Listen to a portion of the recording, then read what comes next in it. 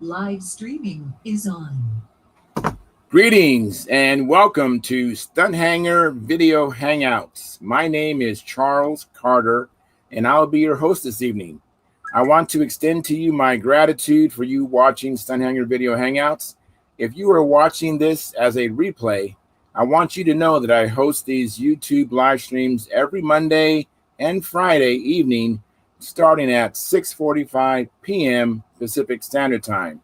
So please make a note of this so you can watch or be part of the live stream. Plus, we have an after party following the live stream, which is sometimes better than the live stream portion. You must be a registered Stunt Hangar Forum member to find the link to attend the after party. Now, here at Stunt Hangar Video Hangouts, we talk about building and flying model airplanes, sport flying, competition flying, and what you've been doing lately. To join our conversation, if you are already a member of Stunt Hangar Forum, you can find the link if you scroll down to the section called At the Bench, and there'll be a link there posted today. I'm going to get ready to post it shortly with today's date. That's June 4th, 2021.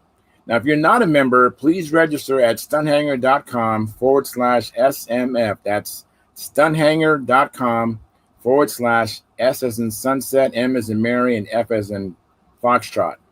You must place a space between your real first and last name when you register. You must also use a valid email address or Sparky.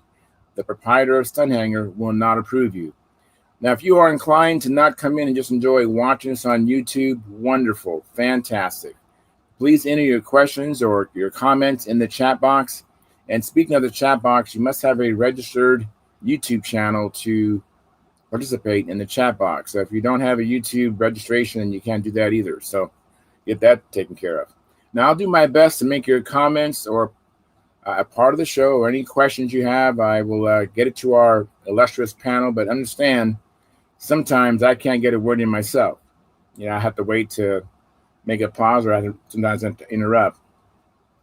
But now, if you find the Stunt Hangar Video Hangouts or the many building videos that Sparky does on this platform informative and enjoyable, please give us a thumbs up.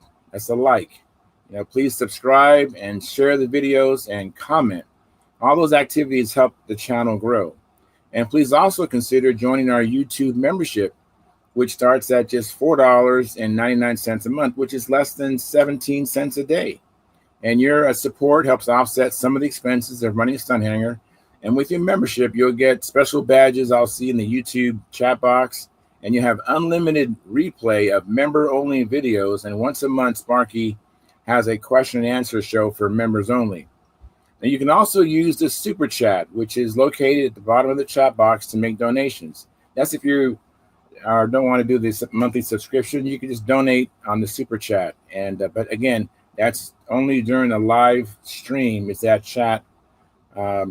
That Super Chat is available. So make a note. I do this every Monday and Friday night, 6:45 p.m. Pacific Standard Time. You can come in just for a brief moment during the live stream, make your donations, and then watch the show at a more convenient time. Excuse me. Now, I'd like to ask you to please keep the conversations family room friendly. In other words, don't use words or do things that you wouldn't do in front of your children or grandchildren. And I want to thank you for your past, your present, and future support. You are making it happen. So without any further ado, I'm going to post a link. I'm going to turn my attention to another screen here. All right, that's posted. And let me see what's going on YouTube. Jack Snavely, thank you very much. He says, hi, Charles, and all fly-by-wire people all around the world. That is so true. We have people, I know Sparky particularly, his weekend shows, he gets people from all over the world. I've had some people from Scotland. That's Alexander III, I believe. And I think Craig Biswick, I think he's from South America, I believe. And sometimes our Mark Lumen, he's a pilot. Sometimes he's in other parts of the world too. So yeah, we have international following. So that's wonderful. So right now we have 10 viewers. We have 4 likes. Thank you very much. And please keep the likes coming. We need to get those likes up.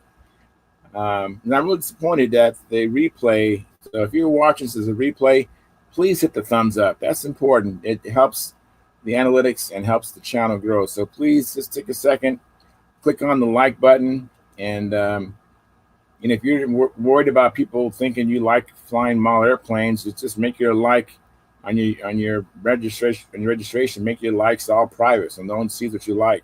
That you like flying model airplanes or building model airplanes. Let me see here. What else is going on? Well, it's just me. All right. Well, I went flying today with my friends Joe Mata and Carl Reed, who said he might not come in tonight. But yeah, we went flying today and helped Carl. He brought out a plane. So it was his maiden voyage. Just now, it wasn't a new plane, but it was new to him. Let me say hello to Gary. Hey, Gary, I see your initials, not you yet.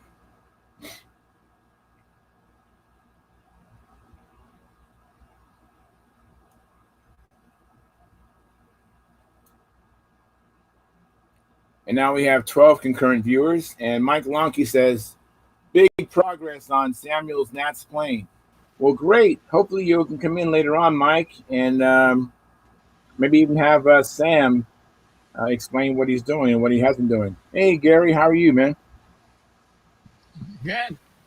Good. Good to see you. What you been up to? Well, I don't know. Just planting some flowers today. All right, cool. Yeah. Yeah, I went flying today. I was just talking about that a little bit and helped, Carl, who comes in here sometimes, Carl Reed. Yeah, I think so. Yeah. Yeah, so he had a plane that was new to him, and we kind of got that in the air after a lot of stuff. I was only involved in just a portion of it. Joe Mata really helped him tremendously today. He had to, the landing gear was a little bit, it was bent too far forward, and the plane was sitting too low, was squatting down, and he didn't have the prop clearance, so they had to fix that, and then couldn't get the plane to run, and so I replumbed the clunk tank, helped him redo it, but we got it in the air. So he said if we got in the air twice, he'd be happy, but after this being out in the sun and all the stuff he had to go through, he was happy with just the one flight. And I was flying my Chipmunk today, and I can't believe it, but the Chipmunk, it has those cloth hinges. Now, mind you, this plane has never been flown. I mean, I pretty much made its maiden flight, but the elevator cloth hinges are torn. It's like, I've never made them. I've never used cloth hinges, the ones that wrap on top and below. Yeah, and they're like a half-inch wide approximately, and they're just, weave all along the hull. And a good portion of them are just torn just from flying. And I'm just like, what? I've been spending so much time trimming it, and now that it's flying pretty well trimmed, and I'm just like, I might just make that plane a garage queen. It's afraid it's going to go. Huh?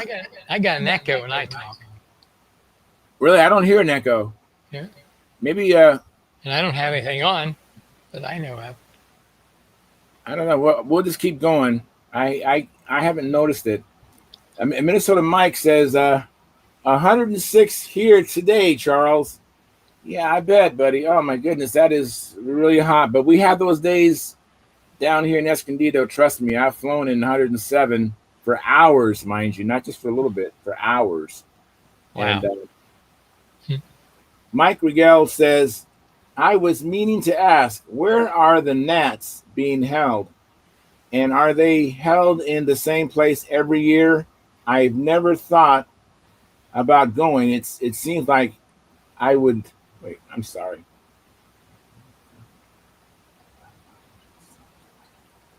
Oh, he says, I've never thought about going. It seems like I should know. Yeah, they're held in Muncie, Indiana. And yeah, every year they're held in the same place. It's a pretty big complex. It's a lot of land. Let me let John in. Hey, John, how are you? I'm doing well. Fantastic. Well, now we're getting busy, almost like popcorn now. I'm not sure who this is. Hi, John. Hey, Phil. Hey, Phil, how you doing? Oh, yeah. Hey guys, how are you? Doing well. Doing well. Thanks for coming in. Thank you guys. I appreciate it. He said, well, yeah. I'm going to try to catch Yes, up on sir. the chat box. We have some activity. Minnesota Mike, I got that. Oh, same place every year. Minnesota Mike chimed in. Thank you, Mike. And Mark Lumen says, I will send you some Kevlar. Hey, Mike. I may be on in a bit. Easy trip in the AM. I think that's what that's saying. Easy trip in He's the back AM. to work. Yeah.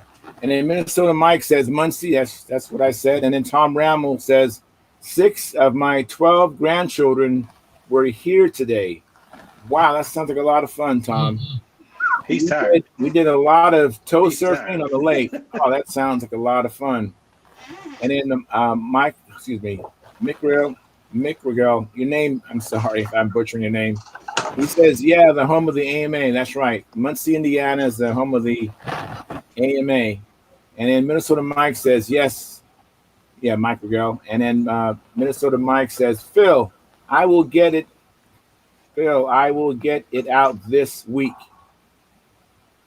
And Minnesota Mike, you got a thumbs up. Thank you, Two Mike. thumbs Appreciate up it. from Phil. And then it's a new guy here, Dave Gottschall. He says, SIG easy hinges are great. I don't think I've used SIG easy hinges. The only hinges I've really ever considered is just the nylon hinges. I've used the Dubro. I've used Great Plains. I've used the such as an eye. What's that company? It's an old vintage hinge, but Clet. I've used those. But yeah, this plane was already built. I don't know if Sleds are great. You can get them. anyways, what I was talking about earlier, John and Phil, is like the Chipmunk I've been flying. I've been flying it, and I'm the only one who's ever flown it. I didn't build it, but it had cloth hinges, the top that go on top and below, all the way down the. Yeah. Anyways, they started ripping. They're just torn right in between the hinge line. I can see space. Yeah, And they it's probably made of Muslim or something like that. I'm so disappointed because I had the plane flying pretty darn good. It's to tell you how far and trim it is, I was trimming it for wind today. It flies fantastic in fair winds. So we've had some wind lately. So I thought, well, let me take advantage of this wind and trim it for the wind. So I've been trimming it for wind. And I'm so disappointed that I said earlier, this plane might just become a garage queen because I have other planes I could get in the air without having to mess with the finish and of this. Is it painted or monocoated? It's painted. Oh, Yeah, exactly. Such a bummer. It is such a bummer. I'm just like, you could sew hinges up. But that's a good idea. I have done that before too. That's a good idea. That's not a bad. Thank you. I thought if I came on here and talked about it, I'd get some good ideas. But that sounds something very doable because I was trying to figure out how to get the elevators off. Because I don't know if you glued the legs of the elevator flap into the elevators or not. Yeah. And I was thinking that's going to be kind of a problem. Well, even if he did,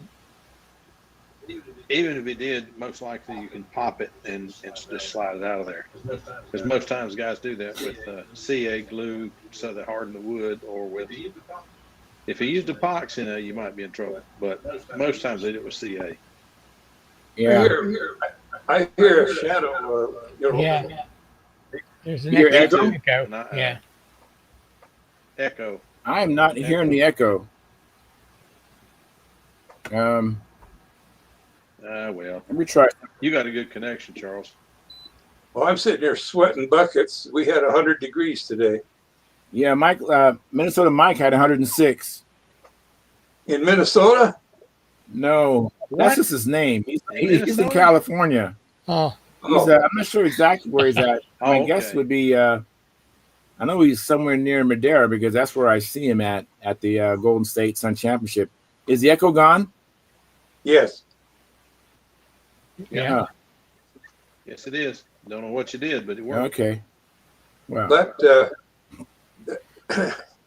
the temperature today broke an all-time record for this part of Utah by 2 degrees, Wow. and it's the earliest 100-degree day we've ever had.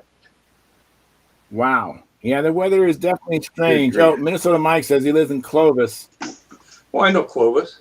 Yeah, that's where he's at. And let me see here. I've been to Clovis. It's been years, but I've been there. Garlic capital of the world, where you can buy garlic ice cream during the garlic festival. It's interesting. And Mick Rigel, he says, I've had that happen to me, Charles, when I use cloth hinges. Yeah, this is my first plane with, I've had another plane with cloth hinges, but a different style. The other plane had the CA hinges, the ones that those, and I had those break on me Those are too. terrible.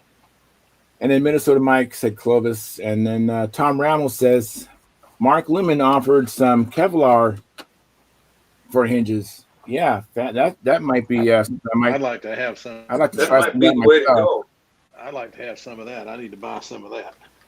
Here comes But- Leonard. Here comes But if Leonard. you can't I'd get like to your buy some of elevator that and part, you try might that just sew myself. it. Yeah, I don't know. I have another plane that Yeah. I could same effort. I could get another plane in the air. Leonard, I can't get you in for some reason. I'm hitting allow. I'm going to hit reject. It's not working. Come back. Try again, Lynn. So right now we're kind of trailing on the likes. We have 16 concurrent viewers, and we only have 7 likes. So if you haven't hit the like button, please hit the like button, and I'd really appreciate that. And don't forget, we have YouTube memberships that start at $4.99, and that helps support the channel. And we also have the super chat, where you could show us some love and support us. We would definitely appreciate it. I'm speaking and as far as Sparky and myself and John Jordan. We definitely appreciate your support, so please do that. Thank you, Phil, for your like. And Minnesota Mike goes on to say, nope, John, that's Gilroy, the other side of the hill. Gilroy, California? Yeah. That's where they used to hold the Golden State Championship. I used to go there for that. God, that was years. That was 30 years ago. It was back in the 90s, late 90s, early 80s. And then Tom Ramel says, That's I when I already was- hit the like button. Thank you, Tom. I appreciate that. But I remember going around town and seeing that garlic ice cream. I never had to buy any, but I should have probably, just to know I what it tastes I like. never tried it, but I did Yeah. see it. Well, if they would deodorize it so it wouldn't smell like garlic, they might try the ice cream. I mean, I like garlic, but the idea of it being It ice smell cream, like that's a garlic. little bit. Well, the whole town of It Gilroy smells- at certain times of the year smells like garlic. Yeah, it definitely smelled like garlic, and no doubt about it. I have a sister who lived in Vallejo, and I went out to see her, and that was one of the things that they did every year was go to the garlic festival. Yep. So I went to it one time. I don't remember what year it was. It's been, well, she's been gone for 20 years. So anyway, Well, it was way Lynn. back. you But can I'm buy a telling- T-shirt Hey, there Lynn. that says Gilroy Garlic Festival. I'm Eat, telling- drink, and stink. Yeah. Oh, that's funny. What I remember the most about that trip, my sister had just bought. Ruth had just bought herself a Plymouth Fury that had a 426 Hemi in it and a 4-speed, and that just absolutely blew my mind that my sister had a Hemi. I mean, my brother and I, okay, but my sister, my oldest Little old lady sister, from had a Hemi Pasadena. car. Yeah. I'm telling you, from Vallejo. And we're sitting at a stoplight, and a Volkswagen Bug pulled up beside us. And I'm looking, and I said, Ruth, what gives? She said, what do you mean? I said, that thing's got a 426 Hemi in the front of it with a blower and Hildebrand injectors and headers in a Volkswagen on the street. She says, yeah, it's got a tube chassis too. He's probably on the way to the drag strip. On the street. She's all, yeah, you're in California now. Golly. I tell you what, it was a different world. That was a neat place to be in the 70s and 80s. It was really neat. I imagine the 60s were even nicer, but I was too young for that. But I tell you, it was. I learned a lot out there that summer. Yeah, cars are different between I learned the why coasts, the aren't guys- they? Oh, much. And you go out there and they still got the 50s and 60s cars running around. I mean, the hoods are sanded down and they're not rusted. Even in North Carolina, you leave one like that 2 days later, it's got surface rust on it. 2 days, not 2 weeks, 2 days. High humidity. But that it's a mess. But I learned that summer why in all the old beach movies. You remember Annette Funicello and all that crowd, and all the guys were all buff and built so well. The reason is because when they go to the beach, they got to park way up there and carry all that crap down the beach, down these trails down to the beach, because it ain't just park the car and walk 100 feet like it is in North Carolina. In California, you got to walk to get to the beach. Some Yeah, it places, depends- not it every depends. place, I'm sure, but Depends which Vallejo, beach you're going to. Yeah. oh yeah, I'm sure. I'm sure there's some you can drive right up Oh, it's to, but funny. there was the one that we went to. The one that we went to was, oh man, that was a walk. But man, there were some pretty girls. And the sand wasn't sand, it was little round pebbles. So you could. That sounds like further north than It was Los fun. Angeles, doesn't it? It was further north. It was San Francisco Oh, okay. area. But San Francisco wasn't so peculiar in the 70s as it is today. But last time I was out there, the place was like it was a different place. It just did not seem to be the same. Everybody went gray. I don't know what's my signal or what, but anyway, it was California's always been fun, but it's always been a different world. You go out there and just things just aren't like they are here. But I don't know. I tell you, things are fun all over. It's just different. People are people all over. It's just different. You may talk different. You may dress different. I mean, it's the same. Phil, Amen. But it's a lot of fun. And then Phil, It's a lot of fun. And then, Phil, what are we using for a mic? You're cutting out a little bit every once in a while there. Yeah. I am. yeah. Yeah. It's my new earbuds. I'm probably not wearing them right. Oh. I'll put the old ones back on in a minute if these don't work. Okay. Gary, you Lynn, were going you to know- say something. You know, Yeah, I know some people from Toronto that's coming to the States. They said they're free to come to the States. Now, are you free to come to the Nats now? Not that I've heard. When did they hear this? I just heard it on email that they're saying they're coming. And It's so I news just to me because wondered. I haven't heard anything about that yet. Well, they say that you might they need to say check. that Canadians in your part of Canada are the last to know. Yeah. Hey, Canadians in my house are last to know. Lynn, you're not going to get out of it though. We said 2 weeks ago he's going to show us that Spitfire, and I haven't seen it yet. Now, you I'll may go have get shown- it now before you it may have gets shown it crowded. tonight. Good idea. Okay. Okay. Yeah, that'd be neat. That's a pretty plane. I want to see Hey, it. Phil, one more question. Did you get Yes, sir. to look? Did you look at last week or Monday night's hangar? I tried to watch what I could, but I didn't see very much. I had a 5-year-old bouncing on me. Papa, papa, papa. So his little spring Yeah. doesn't wear down. Well, I He's got talked more in there energy than about I what have. I found about biplanes and trimming them. I did an internet search and did a lot of reading. Well, I'll look Did you? I'll Okay. look back on it then. I'll review that one. What did you find out? though? Yay. Hey, Denny, I found out that depending on what the use of the aircraft was, that they either had positive incidents on the top wing and more positive incidents on the lower wing, or they had the upper wing at 0 and positive on the lower. That was for airplanes that carried people and, like, and what it was that as you went into a climb, if you got into a stall area, with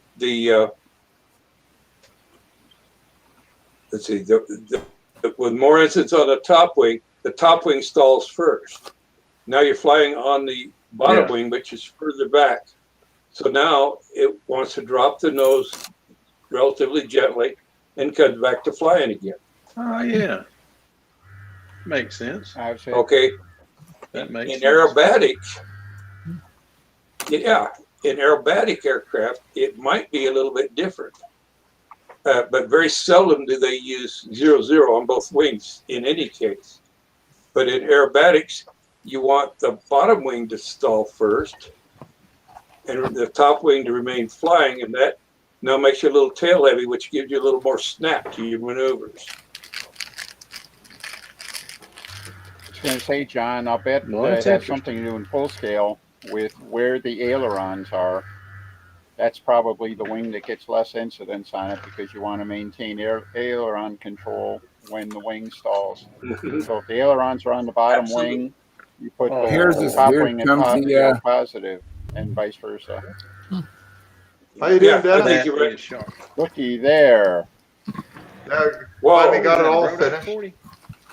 Brodock 40. Let us see more of it. We're just looking at the engine. There we go. Look at that Malcolm hood. There we go. When are you gonna draw some plans? I've got plans that I drew to it.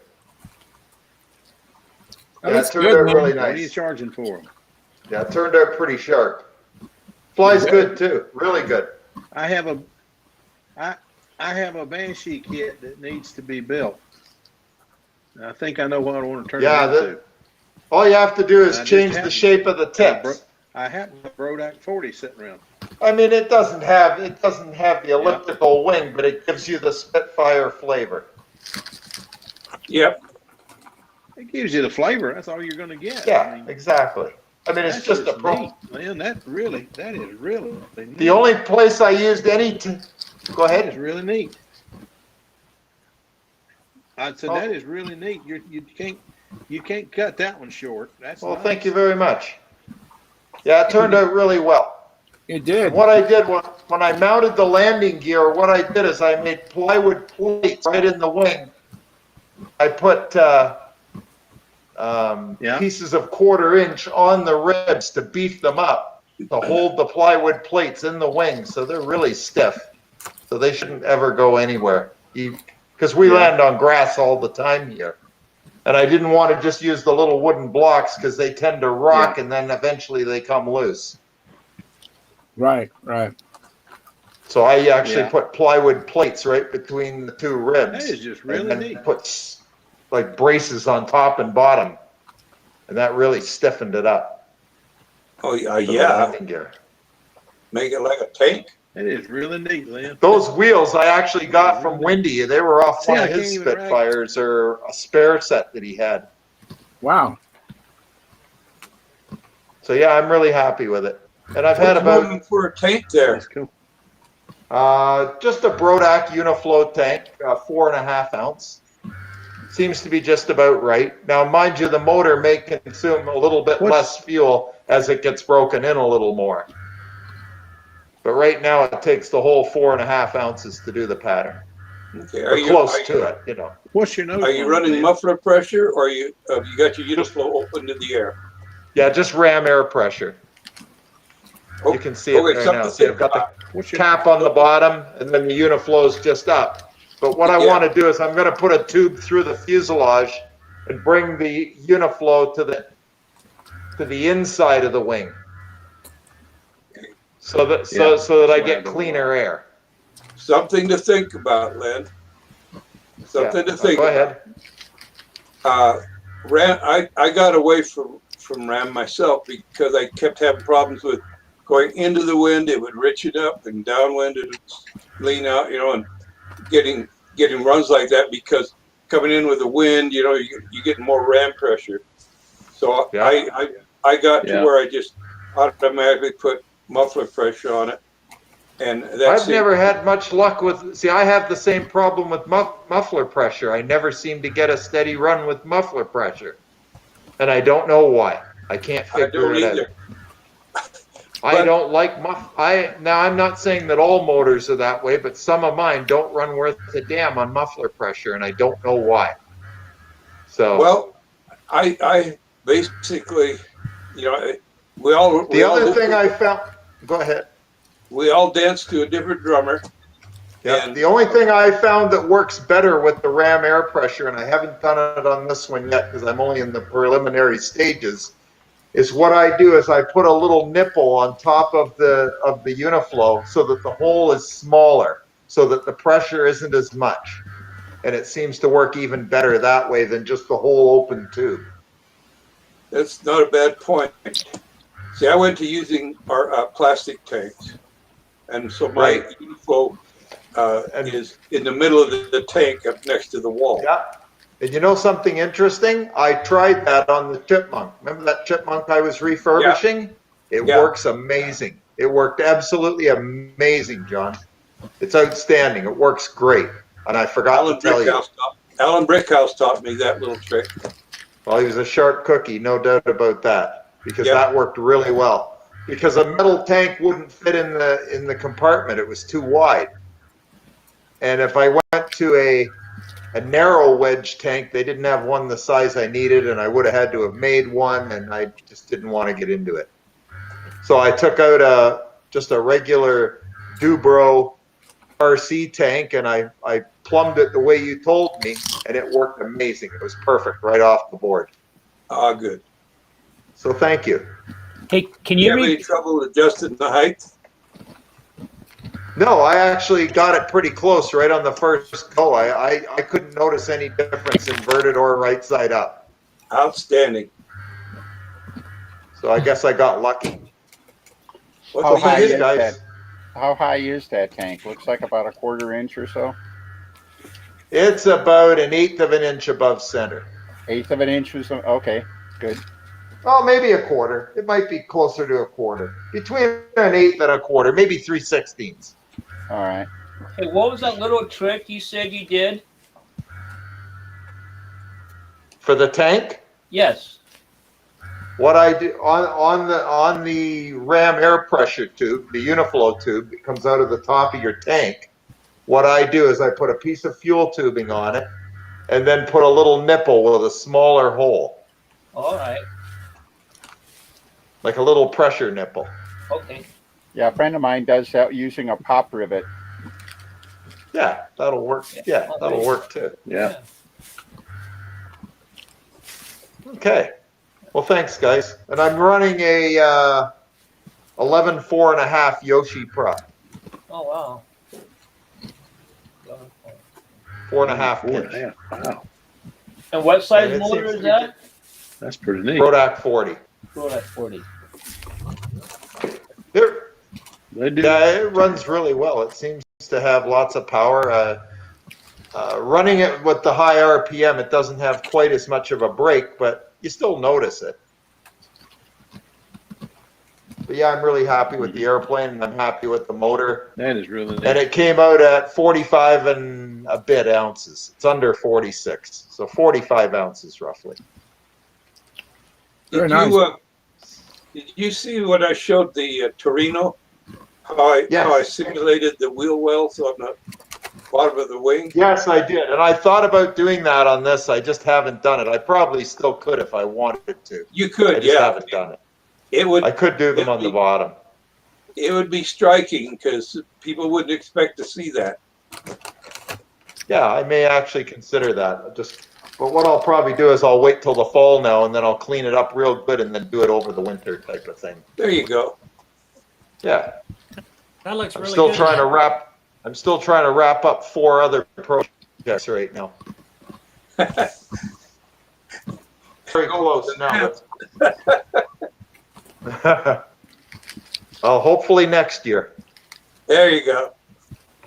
At least I'll have lots of airplanes.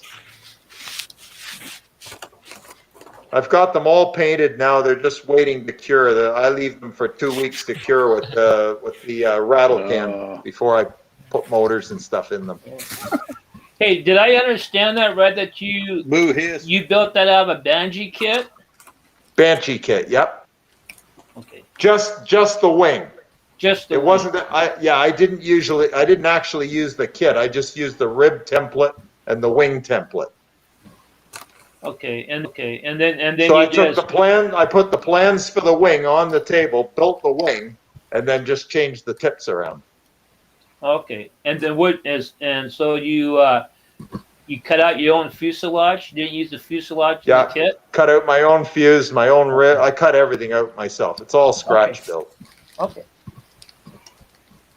Okay. You gonna Thanks, bring it guys. out to Alberta this summer, Lynn? I like that, Lynn. That's Thank you good. very much. It's all Brodak dope. I mix the colors myself. Now you need to go make you some.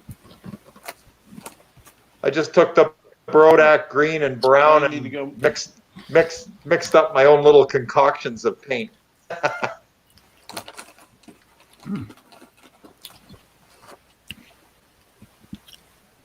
So, Lynn, you want to come out west this summer and show it off? I wasn't planning on going anywhere this summer until I get another shot. Yeah, I'm supposed to get mine in about 2 weeks. The second one. Yeah, your second one, yeah, I'm a little further away than that for that yet. Probably about 3 or 4 weeks. Well, I got a heart condition, and over 60, so they're sympathetic. Yeah, we're all, so do I. It's the same deal. Yeah, it'll be in August when we have the contest. So if we can get you and Naomi Oh, that's pretty good. that'd be fantastic. The regionals in BC have been canceled because nobody else in the States can be sure they're going to come up. Right. So we had a pretty good one last year. So if you can come on out, we got one or two guys coming out from Winnipeg. Well, we'll have Kevin to see if anybody else from here wants to go, and then hey, anything's possible. It'd be a hoot. We got we just got grass, but it's pretty decent field. We got That's all we've got. 3 circles we did. I like grass. It's a lot more forgiving. Yeah. Yeah. I never met a grass field I didn't like. And we run every event too for stuff. Hey, so old Dennis, I think your profiles. mic's muted. He's never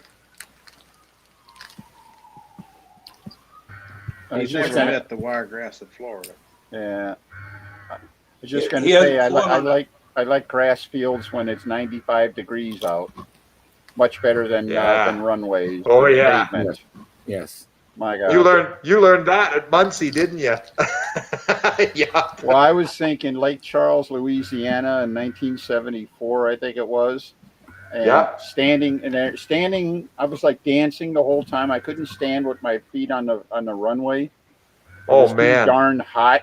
And I was like constantly Holy picking up one foot or the other. And it was like everybody was doing it. We were all like dancing the whole time we were there. So That's crazy. yeah, Wow. that was hot. So. That is crazy.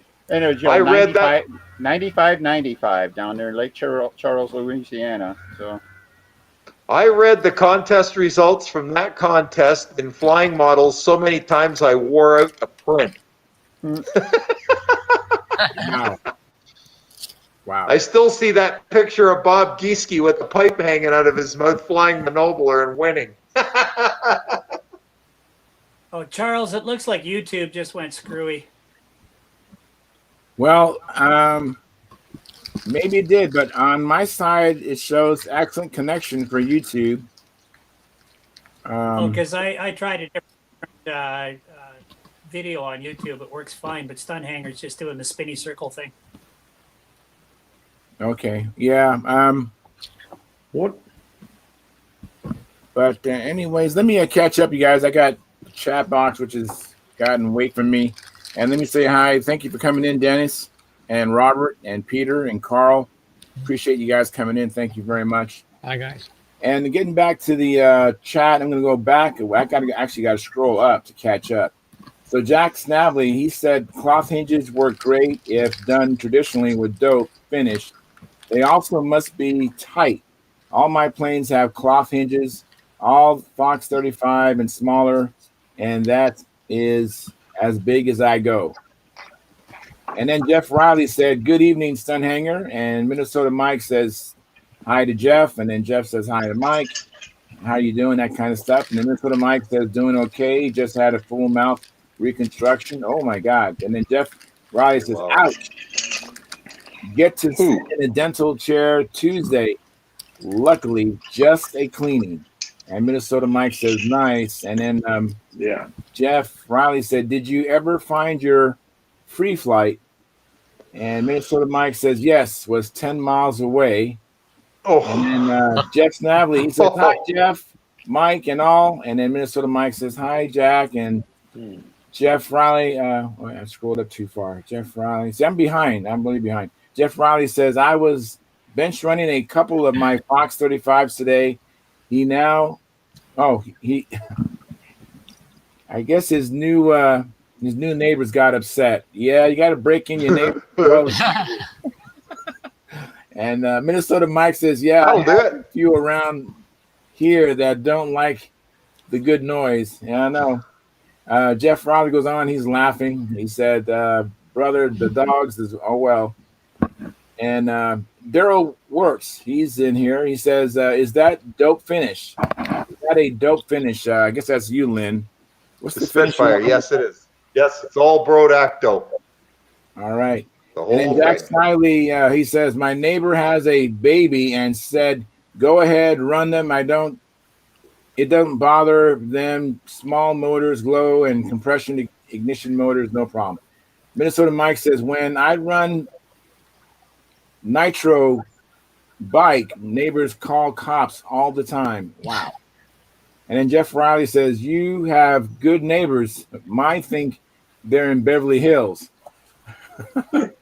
And then Jack Snavely says, "I live in Kansas and they ain't got no mufflers nowhere near on nothing on the road or in the air." Wow. And then Mike Rigel, "That's a good looking profile." I guess this is for you, Lynn. Well, thank you. Mike Rigel, he says, "That's a good looking profile. I plan on building 2 or 3 for electric power." And then Jeff Riley says, "In Kansas, the street racers still run slicks on the street. In LA, the cops are all over that rule book." And then Minnesota Mike says, I heard that, Jeff." And then Jeff Riley says, "Charles, my YouTube is working fine." Thanks, Jeff. That's giving me more confirmation. And then Jack Snavely says, "In Kansas, they drive lawnmowers and golf carts and all sorts of off-road stuff.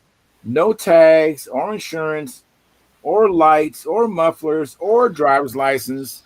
And let me get, Kansas City sounds like the Wild Wild West. Let's go there.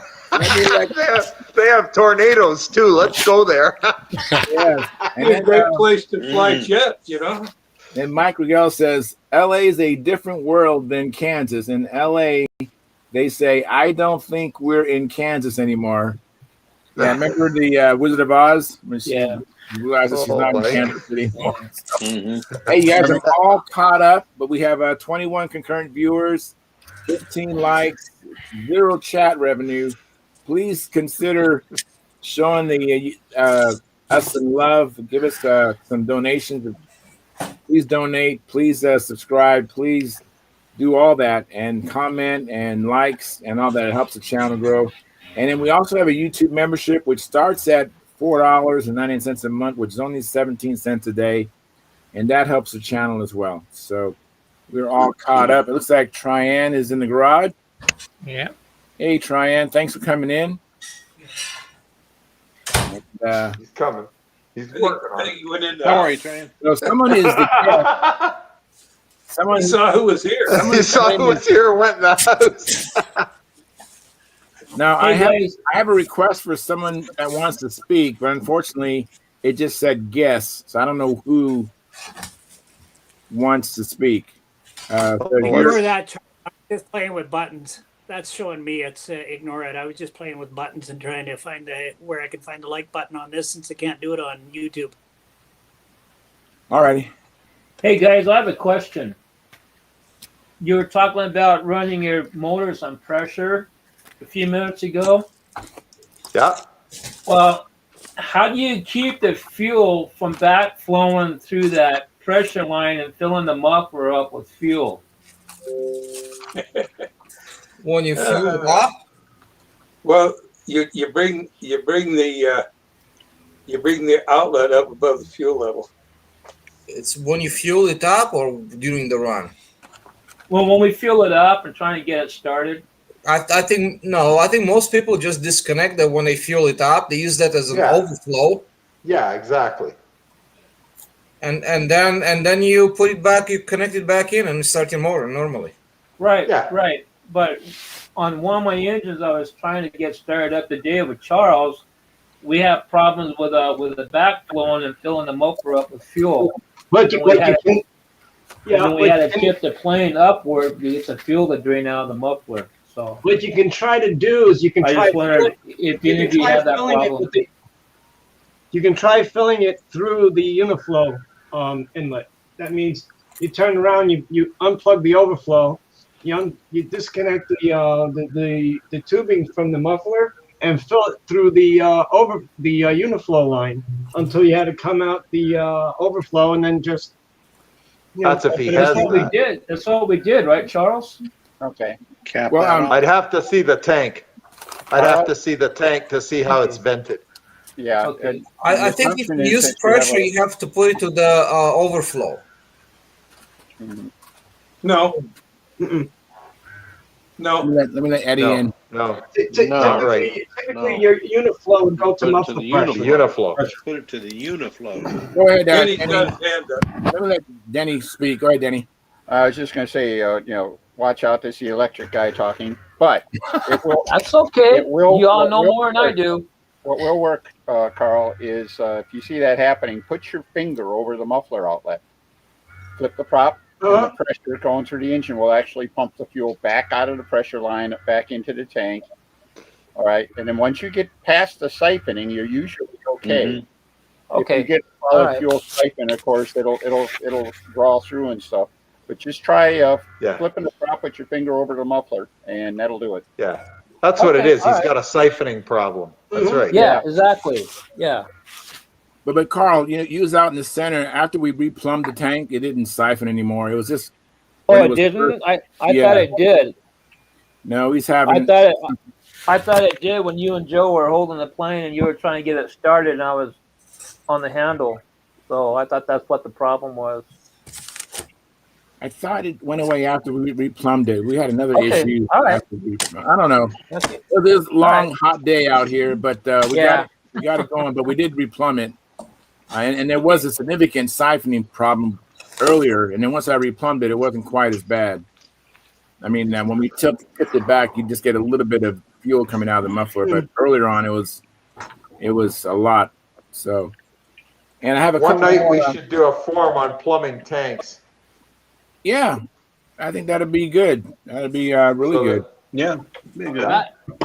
Actually, there is a video on YouTube on how to set up a clutch tank and whatnot that I came across a month or two back. So, all right, thanks guys. Appreciate Probably it. the one John. You're welcome, Carl. Anytime. Anytime. If you just do it the way John shows you, it works every time. Eddie, I think you have a YouTube tab up, Eddie.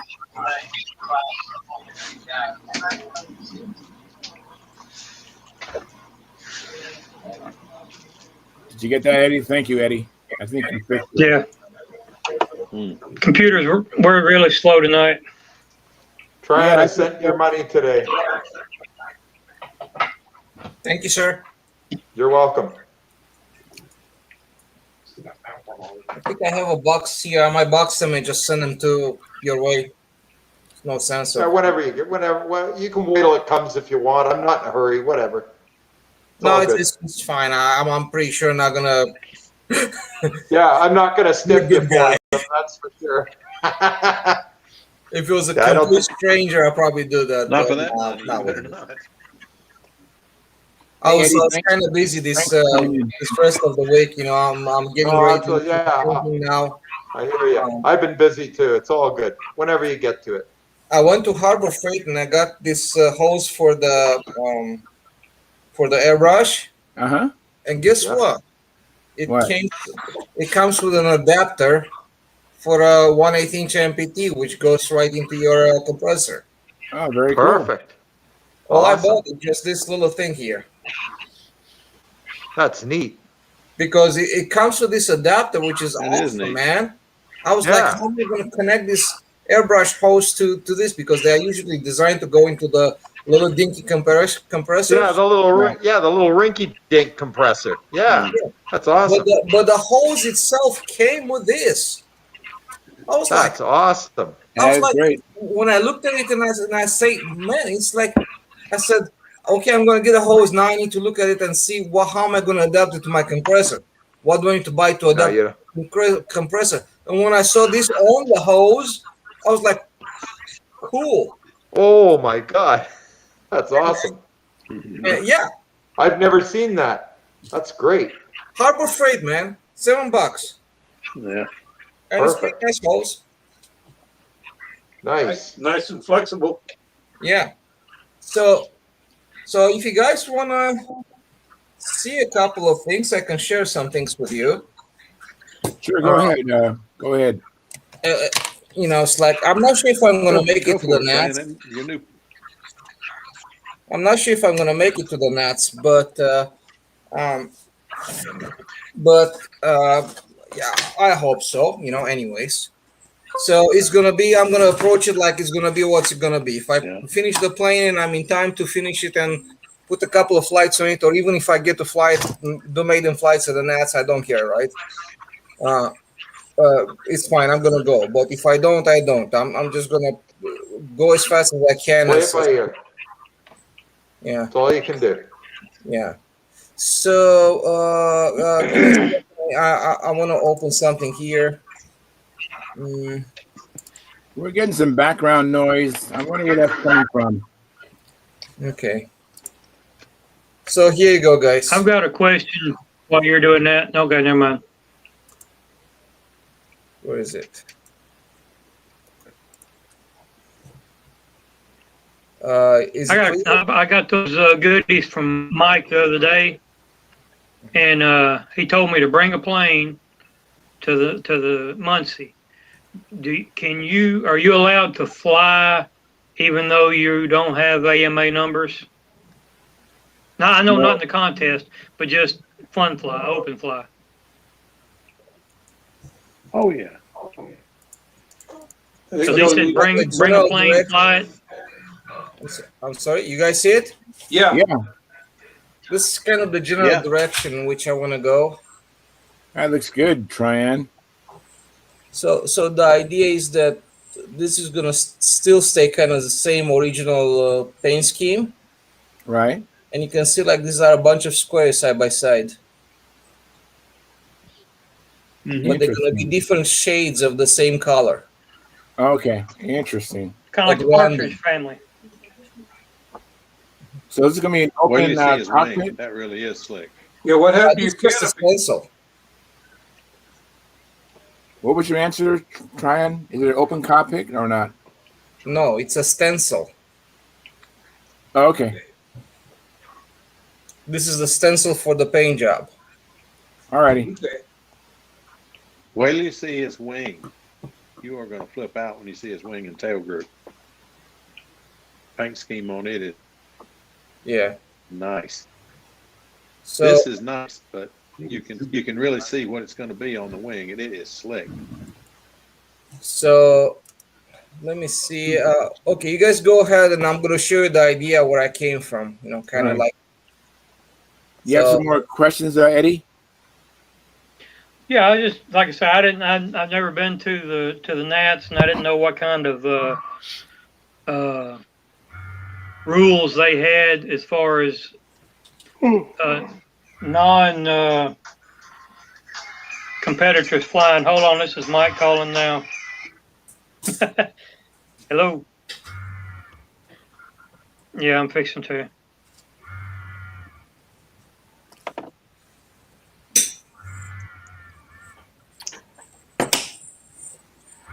I would have just said that. Yeah, I guess we can wait for him to come I back. believe his question was, do you need to be an AMA member if you just want to fly, just fun fly, not compete? Well, that's it. And there isn't anybody walking around checking your AMA card. All right. Just go ahead and fly. Yeah, if he went out, especially if he's in the grass, Just go fly and have if fun. he's in the grass area and stuff like that, I'd be very surprised if anybody said a darn thing, whether he's competing or not. There are people who go to the Nats and sport fly, or like judges or something like that, who in the evening they'll still get involved flying something. It's the control line Nats, but you already heard people like Mike talking about having some pre-flight models there and stuff. I mean, small sport models and stuff. Hey, this is certainly we're choosing the national champion, but it's part fun fly too. It's just modelers getting together, doing what modelers do. So Very cool. That's good to know. that's it. Bring your liquid aloha, all right, and All right. and you'll be everybody's friend. So, or at least as much as you bring. But anyhow, If you're real good at barbecuing ribs and you got plenty of them, you'll be everybody's friend too. Oh, yeah.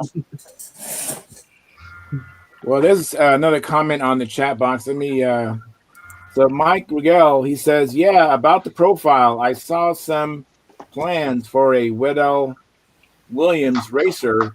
It's for a 51 with about a 60-inch wingspan. It's a good-looking profile. I don't. That sounds cool.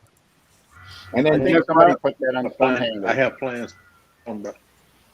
Say it again, Dennis. I think somebody put that Waddell Williams on Stunt Hangar. There was a build thread or something like that on there. Okay, well, check it out. Phil, do you remember seeing it? Yeah, it was. I'm not even going to guess who the name is. Tell you what, I'm going to do a quick sidebar search. All right, and then Jeff. Mike Gorman designed that plane. Jeff Riley has a suggestion, Carl. He says, Carl, leave the pressure line disconnected until you are ready to flip the prop. Yeah, that works too. And we're all caught up. We have 17 likes. We have 23 concurrent viewers. So if you haven't hit the like button, please do that. Please consider subscribing, and please consider joining our YouTube memberships. And don't forget the super chat. Show us some love. Drop us some money there. That really would help. And I think we're all caught up. All right, I'm ready to share with you that stuff. All righty. Okay. I got popcorn. I'm ready for you to share. Oh, Lord. You guys see this picture here? He's got his popcorn. Oh, man. Okay. So this is some kind of a Chinese nationals, really, regardless of that. You can see I have a bunch of control lines, DLGs, and gliders in the background. Right. And my inspiration, it's actually this glider in the center that's horizontal. Yeah, the small plane. Look at the wingtips. Yeah, I see it. Have a bunch of like checker pattern with different shades of blue. Mm-hmm. You see that? Yeah, I do. Looks good. Yeah. Okay, so the idea is to have this as a background to my existing paint job. Wow. So I'm gonna go back here. I'm gonna share with you the other stuff. So you imagine these different shades of blue. Actually, here is blue and white, but you can hear a darker blue, a lighter blue, white. Different shades of the same color in essence, right? And then you can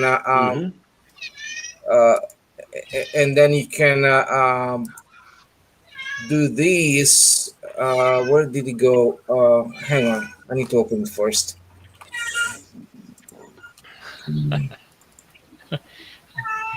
Yes. Somebody's got a hungry kitty. Oh. All right. So now you can see this. So you know, Right. came on, but All right. So right now, as you can see here, this is the old paint job, and you can see the checkers as a background. Make sense? Yeah. I think it's gonna Yeah. look sharp. Yep. Yes, Kitty. Yeah. Where did the Evo come from? So this is the idea. You know, I kind of Sounds like stole. I Arnold combined two Schwarzenegger. How ideas, big is mine that and cat? theirs. And this is actually a That's PDF sharp. file I created I think off it of looks the good. CAD model to do the paint job. So that's that. So the idea is that I'm going to make a stencil that has all the colors in it. I'm going to dump it in the mold. And then I'm going to start to paint from the darkest color to the lightest color in that order. And once I get to the lightest color, I'm just going to feather it just ever so slightly over the darkest colors to be like a block, which is going to be white. White is going to be the last color I'm going to put on. And what I've done, actually, gotta look sharp. I bought a bunch of these guys. Right. So these are just airbrush containers for paint, and I'm going to mix my colors, you know, at one time in there, and then just put them in airbrush. Put them in airbrush. Shoot, you know, switch, take it out, peel off the next color, put the next color in the airbrush, go shoot again, kind of like that. So it should be like bang, bang, bang, bang, all of them. That'll be neat. In Trey. rapid succession. Cool. That should be neat. That should look good. Yeah, and then you just go ahead and put your carbon in on top of that, and away you go. Done deal, yeah. That is neat. Yeah. So the whole paint job for me should last just maybe over an hour or so, typically, in which I finish all the colors. Kind of like, well, at least I hope so. I don't know how much, you know, the one thing I don't know is like I have a brand new paint, and I have a couple of questions for you guys. Maybe you can help me with this. First of all, it is a class coat, which is epoxy, right? Yeah. So the first question will be, how does I know some other people finish with class coat their planes, and they look beautiful. They don't add a lot of weight. So maybe the first question is, how do they spray it so thin and so light? You know, the only idea I could come up with is the airbrush, right? Now, the second question is, when you spray that epoxy type paint, how do you clean up? What do you use to clean up the gun? Should just be lacquer thinner or some kind of thinner will clean it. Yeah, but that will work for acetone work. Yeah, acetone should work. Yeah, or lacquer thinner on epoxy. Yeah. Yeah, as long as it you doesn't want to clean it before it hardens.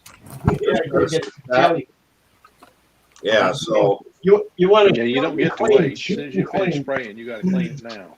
One at a time. Yeah. You can't wait, Trey. When of course, yes, that's normal. Yeah, that's a given. As soon as you finish shooting, what I do is I have a bottle a big bottle. I'll have 4 or 5 little bottles of the colors that I'm shooting, and I do basically what you're doing, except I've been doing it with the epoxy on just open air model. I mean, you know, just it's the color. But as soon as you finish with one color, before you go to the next color, and by all means, before you lay the gun down, clean it. You got to run. I've got a big bottle of thinner that I sit and run through it. I run that whole bottle of thinner through it, and then I take the gun apart right quick and put it in a pan that I put mine in, and take the whole thing apart and clean everything good and take it out and lay it on paper towels to dry and clean it and reassemble it right now. But the big thing is clean it. You can reassemble it next week, but clean it right now. As soon as you get done, there's no wait and come back after supper, or there's no wait. You got to do it now. When that stuff sets up, it's done. Do you guys know how fast this paint is drying out usually? I think it's a couple hours. It's set, but it's 24 hours till it's 100% cured, I think. Okay, but the It's the 24 time hours before to- it's cured, but it depends on your heat and humidity. But I'm Your more heat and interested. humidity will affect it. Because Okay. All right. I guess I'm gonna have to make some kind of a test. when I was talking, yeah, you will, because when I was talking to Al Raby, and we were both shooting our Bearcats, Al said he could shoot his, but he had to clean the gun up within 15 minutes. I could wait about 30, but it wasn't as hot where I was in North Carolina as it was in Texas. Is it epoxy paint or urethane once I went paint? down, epoxy. We were using Class Coat, or what? I forgot the name of what it was, but it's what became Class Coat. Or Class Coat, right? John, you know the name of it. I can't remember it. Yeah. Yeah, I have a big can of it right now. I've got they will custom mix colors for you. I got the color code for the F8F Bearcat from the Air Force Museum, and they Class Coat custom mixed me some sea blue. Then I got the colors for the yellow orange that is Blue Angels yellow, and they mixed me into that. I mean, not pint, small can of that, and I got the Blue Angels blue, which is not the same as regular military blue. It's brighter. Everybody kept telling me, "Oh, the blue is the same." No, it's not. But anyway, they will custom mix colors for you. If you will get the color code and send it to them, they will mix you whatever you want of that color. Class Coat will work with you because they want to get people using their product. You might call them, Tryon, and ask them how long between when you paint one color and then another. Is it like 20 minutes, 30 minutes? So the next color will adhere to the first color. As long as it goes so far, then you got to resand. Yeah. So you got tooth I think because it's just epoxy, it shouldn't be too long. And actually, I'm more interested to the point where you can touch it but not stick to it, but not fully dried, almost like when it gels, when it's going in gel. Because once it's going to gel, then if you shoot on top of it, you should not be able to. It should not be mixing up with what was shot before. Yeah, usually they have. Wait for it to not gel, to go into gel state, and then you can shoot another coat immediately, and they should not mix up, I think. Yeah, they'll know. There's usually a time that different manufacturers, tell you to so you can recoat or paint over or whatever. No, I get that. Yeah, and I'm not. I got a question. Is for Troyan. Some of the paints like urethanes catalyzed that I use here, they have different rates of reducer, the normal or slow cure, and that will affect it big time. Okay. So I don't know if that applies to epoxies, but on the catalyzed urethanes, it certainly is a big deal. It's from what I understand, it is an epoxy paint. It's not a urethane paint. It is an epoxy paint. Oh, yes, 2-part epoxy. Do they also give you a reducer or not? I don't think I got the reducer. No, it's no reducer. It's just the thinner. You mix it 50-50, and that's it. That's what I got from them. You put the two together, right? Yeah, 50-50, and that's it. Okay. They may make a reducer so that you can cut it a little bit for airbrush or whatever to, You might want to call them and ask them. Yeah, kind of tough to find them over the weekend. Is the catalyst on that? Is it a clear catalyst, like a thinner, or is it like mixing the A and B part of epoxy, where it has to be clear because They just make the color and I make the clear after that, the part B, which is always clear. Because the part B is for all the Okay. paints. I was So it has to wondering be if it clear. was There's some pretty. if it would change the color of the paint, or if the catalyst was the same color as the paint, so it didn't change it. But, No, it's not. so I guess you could use the catalyst on any No, color then. no. Yeah. There's a You lot use of the catalyst good on red, YouTube blue. videos. A pint of paint. Yeah, there's a lot of good YouTube videos for class coat. There you go, Ryan. I'm sorry, I was preoccupied. You can show the paint now.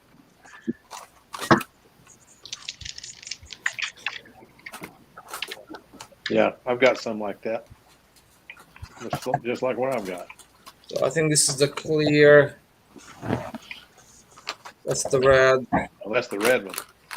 That one said blue on it. This is the catalyst. Gloss, yeah. Okay. Yeah, they got gloss and they got semi-gloss and familiar. flat, I know. For And this catalyst. feels very, very liquidy.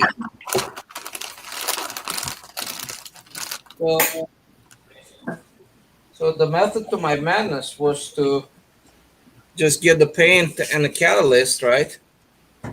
Yeah. And mix my own colors. You got to thin that too, you know, right? What was that? You got to thin that too. That's what you may not have to. Very thin. I mean, this like doesn't feel thick at all. No, yeah, it's a three-part it's system. like very watery. It's a third color, a third catalyst, and a third thinner. I've used that on my jet. You got to use thinner with that, man. They'll tell you they sell a thinner. Class Coat sells a thinner, but they recommended DuPont thinner, lacquer thinner that you can use with it as well. You can't just mix those two parts. You have to add thinner to it. It's a third, a third, a third. Look at the instructions in the box. All right, I'm gonna read the instructions, I guess. Yeah, because you'll have a mess, man. Right? If all else fails. No, I cannot afford the mess, man. See, this thing is dragging, and just this job is dragging, and it gets later and later and later and later. You know, just all the good stuff. I know you guys have seen this 100 times, It'll be but worth this is Class Code on here. Yeah, And this is absolutely use thinner on it. That's Class Code, but you got to put thinner in it. It's a third, a third, a third. Okay. And they tell you to use a high quality lacquer thinner. I think they Why even the hell recommend. didn't they tell me that when I purchased this shit? It should be in the instructions that came in the box with the paint, and it's on their website. All right, I'll read this stuff. I guess I have stuff to do. Not telling you. I have stuff to do tonight. Thinner. You said DuPont thinner. I can just grab some DuPont thinner from somewhere else. Yep. They tell you everything, you can get they that tell you from everything on the any instruction DuPont sheet. They paint store. recommend. I mean, they don't want using. Yeah, but man, I'm glad I came in just now before you mixed paint and started shooting stuff or doing something. Because if you don't thin that, you won't. I mean, are you It's been so spraying long, it or I are you can't laying it down remember. mold? What are you doing with it?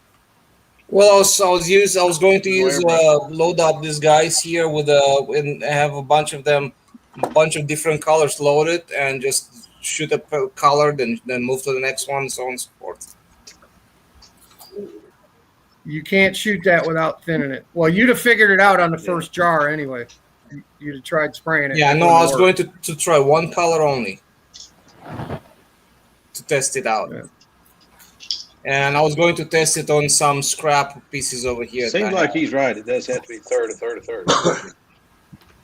Okay. All right. I think Oh, he's I know. right, Trey. It's got to be a third, a third, a third. I remember there was something I did. I've used Class Code twice. but that was 20 some years ago. Yeah. Okay, all right, cool. No, I'm glad I talked to you guys. It can be great stuff. It can be Yeah. great stuff, but it can be nasty. Follow the directions and wear your respirator. Yeah. Guys, I'm gonna get out of here. I'm in Roanoke Rapids for a contest in the morning, and I've got to get up early. So you guys take care of yourself, and I will talk to you Monday, I guess. All right, thanks for coming in, See how Phil. this crazy contest. All right, goes. Phil, have Well, fun. I got one thing I want to show. All right. I got one thing I'm gonna show you before we get out of here. All right. I've told y'all before about my little Stuntwagon 30. Finally got it out of the basement. Hey, Mike, thanks for coming in. Oh. Yeah, no problem. Hey, Tryon, they tell you on the Ooh, look at that plane. back of the can, use the reducer is what they sell. But if you go to their actual, I'm sorry, go ahead. Didn't know you were going to be back so quick, Phil. That is pretty. Yeah. That's all right. So far, this is my favorite little old timer. It's the first stunt wagon I've ever had that lands. You can land this on asphalt. Unfortunately, tomorrow we're going to try to do it on grass, and I've never had any luck with that. But anyway, that's the stunt wagon I'm going to tell everybody. Yeah, looks good. It's 20-some years old, and it's been a good one. You guys be careful, and I'll see you Monday night. Have a good one, Have a Bill. great week, Take it easy, Phil. and be safe. All right, Phil. Bye-bye. Very sharp, Phil. So, Tryon, on the can, they tell you to use their reducer, which is they sell it, but it's really just lacquer thinner. And they say, go on their website, go on Classcoat's website, and they tell you instead of, if you don't want to buy their reducer, you can use a high quality lacquer thinner instead. Okay.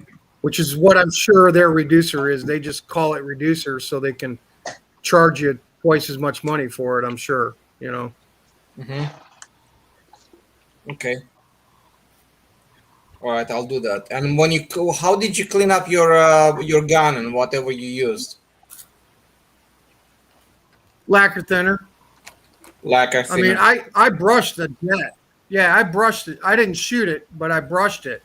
But I can tell you right now, when you mix A and B together, it's way too thick to brush or shoot. If you don't thin it, you're not getting it on no matter what application method you use. Yeah. I mean, you'd figure it out the first time you pulled the gun or tried to do a brush stroke with it, because it's like toothpaste, you know. Okay. How quickly did it start drying, or to the point you could touch it? Pretty fast. I mean, I think you get, if you don't cover it up, I mean, it's dry to the touch in like an hour. And then you can store it, you know, if you get a lid on it. If you get a lid on it, you can store it, but it dries pretty quick. Okay. After it goes on. Yeah. And then it's supposed to be not quite full set, like in 24 hours, but I think in 48 hours it's full set and rock hard. Yeah. You know, which kind of works. Doesn't take as long to cast off as dope does. That works for me very, very fine, because what I'm doing is that I'm going to paint, and probably in the evening, and next day in the morning I'm going to start laying out parts. So if it's not fully cured, that means it's going to be perfect for me to put parts, composites and stuff like that behind it, and it's going to have a good bond. Yeah. Should be fine. And I'll tell you, I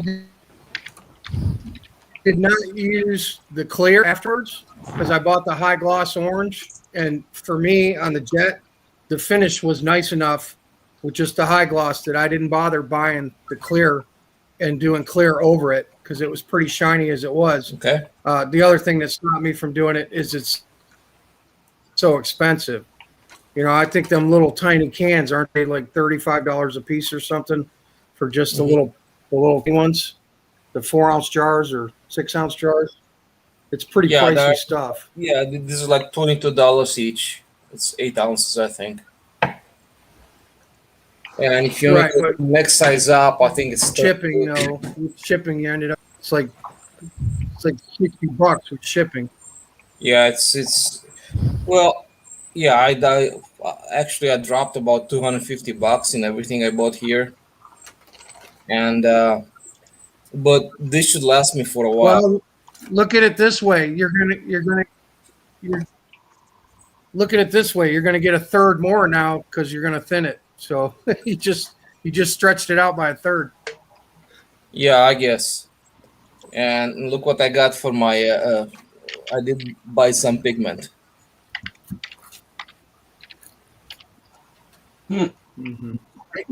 Bronze. That's gold. Gold. All right. I know. I'm just teasing. It's a beautiful color. I think it's just a beautiful gold, and that's why I got the clear, because I got the clear for several reasons. Because I want to put some maybe a super thin clear coat on the mold itself, and I also want to use the clear to mix it up with these pigments, the powder pigments, and I have a bunch of nice powder pigments too that I can use. So yeah, I think I'm gonna clean up all of my paint drawers in here. I'm gonna leave only just what I'm gonna use for now.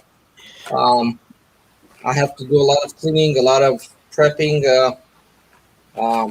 Not sure if tonight is not a good. I shouldn't go for doing anything tonight. So you're gonna do a lot of candy colors or candy apple stuff?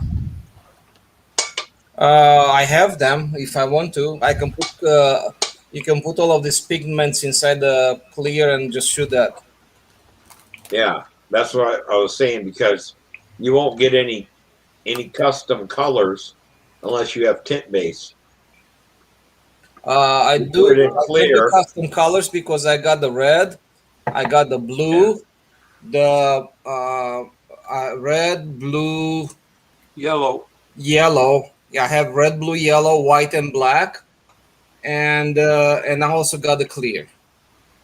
So between those, I can do anything, and I can also add some mica to it. Some mica dust will make it a little bit more glittery, because the mica powder, it's always a little bit adds the glitter to it too. But I don't really want glittery, just not too much. But I'm thinking, like, on the other hand, I would like to have some silver, to make like around the edge, around the canopy. Maybe some silver lettering in there. Maybe some. I like to do my AMA and the name of the plane in gold. And stuff like that. Yeah, just try a little bit at a time, because you may have to get different colored tint bases to make it work. Because you don't tint clear.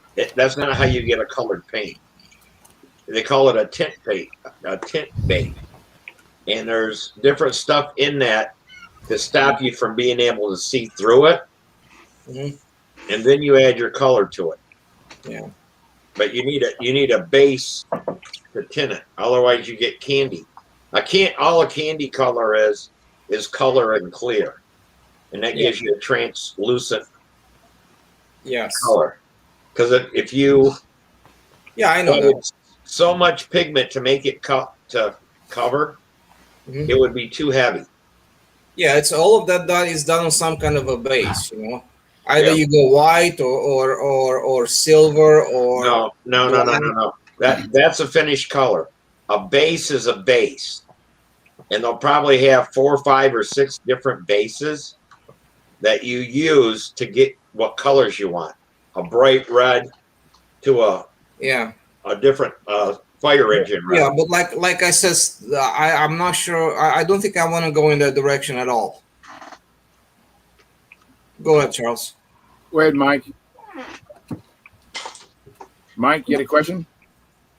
Oh no, I was just gonna say I'm gonna try to scoop Sam up and see if he wants to come out and talk about his plane. Yeah, yes, great.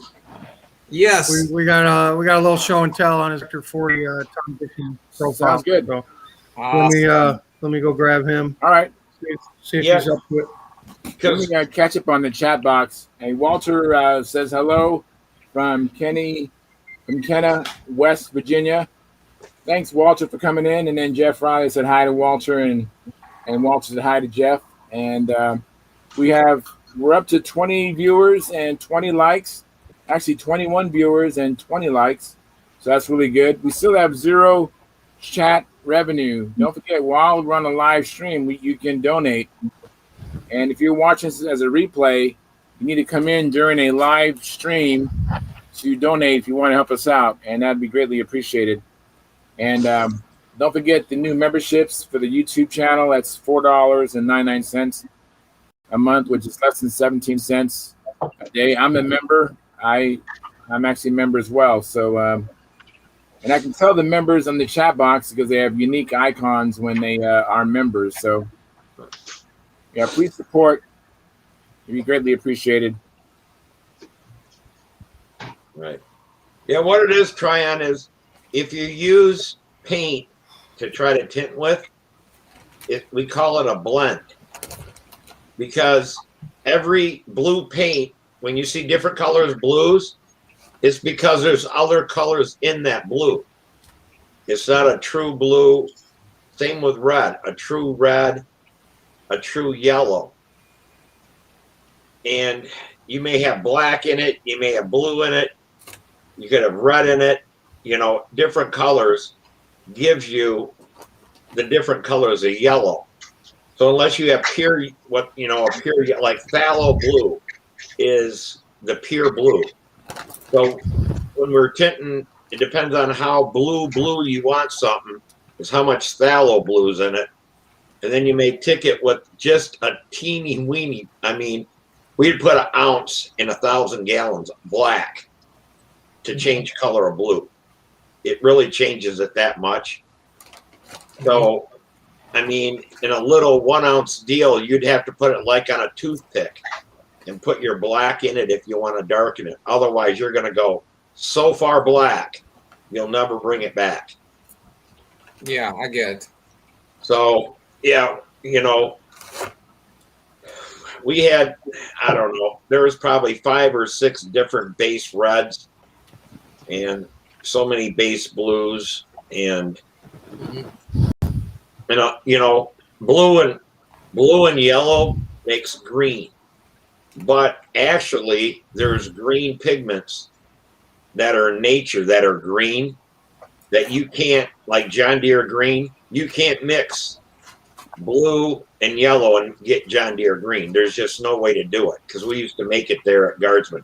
You have to have a special pigment. Yeah, I get it. Al will probably tell you a little bit more about, you know, blending colors to tinting colors and different tint bases because he paints cars all the time. Yeah. Is Al here? I know he's been trying to get in and keep allowing him, but Yeah, Al's here now, so. But otherwise, you're going to get a blended color. You're not going to get a true tinted color.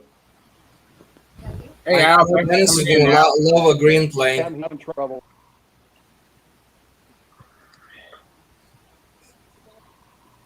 What'd you say, Al? Oh,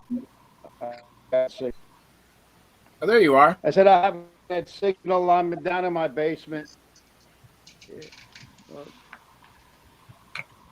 Just popped in to see you guys. Hey, thanks for coming in. What was that?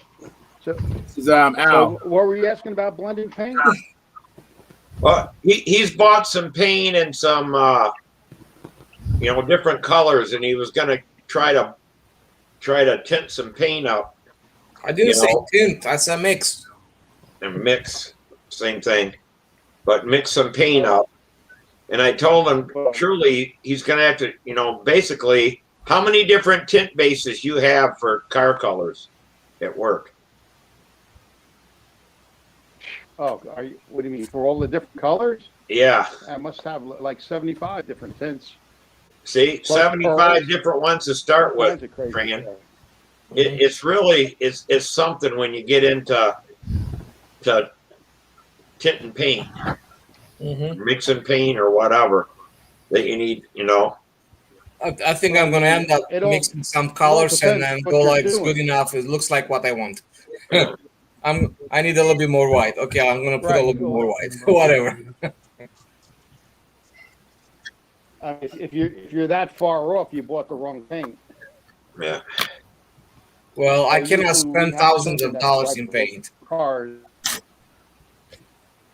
Well, but I mean, you basically buy the color you want, and then you might want to add a little, like say, whatever the primary color is, to either make it more redder, lighter, darker, greener, bluer, yellow. Al, what he did is he bought primary colors in glass coat. They bought red, yellow, blue, Mm-hmm. and a little black, White and and black. white. Yeah. And he just thought. Mm-hmm.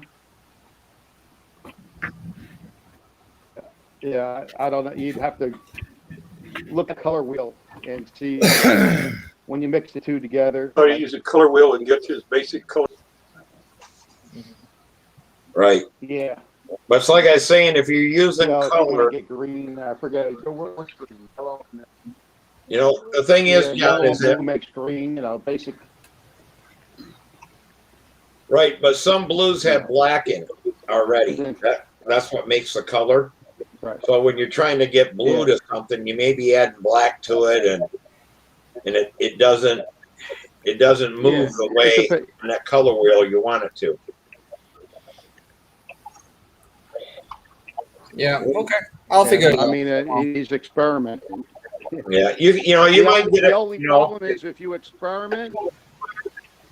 If you experiment and make a nice color, make enough of it, because if you have a problem and you got to match it later, that's when you run into real problems. If you repair something. Yep, exactly. I say, oh, I got to remember that tint formula all over again. Mm-hmm. So that's what we run into. But usually with car paints, I have a formula of like 9 different colors for that. If it's off, it's usually one of the tints. You have to add a little bit more. Where there's colors out there, the formula up. There's like 9 or 10 different alternates. They call like lighter, brighter, darker flop, all kinds of crazy stuff. Yeah. It's a nightmare. And Mazda has their own paint company now. You see these real bright red looking Mazdas out there. They have some really wild colors now, but man, to match that paint, it's a nightmare. It's a real nightmare. Yeah, because what happens is that you can use black to blue stuff up, and you can use blue to blue stuff up. But if you don't, depends on how you mix it and what you're trying to do. That you get what they call metameric colors.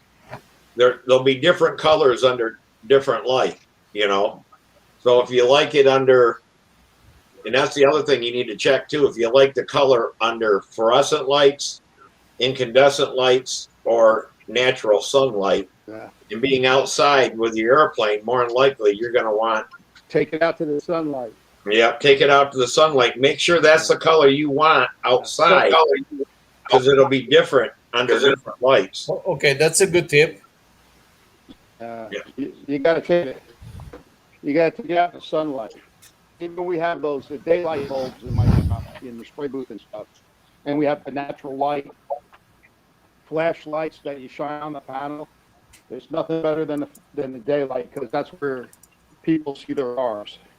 They're not going to see it, under fluorescent lights unless they're shopping. Ours were crazy under that anyway. That's the best tip I got so far. And actually, it's the second best tip I got so far. And the other thing is, you want to be like on the north side of your house. All paint deals are on the windows are on the north side. You want north side light to even really get the best of daylight. So the north side of your house, that's where you want to look at the color. Okay. Let me interrupt you guys. I want to catch up on the chat box, and then Mike wants to say something. Just a second, Mike. Mike Rigel says, when you blend your paint, add a small amount of darker color to the lighter color. Also, go to a place like Glows and get some color chips. The color chips will help you visualize to try to match something. Always try to darken the lighter color, not lighten the darker color. And then go ahead, Mike Wonky.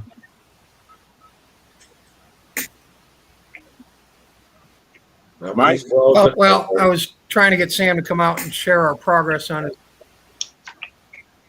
No, you got me? Yeah. Is he out there?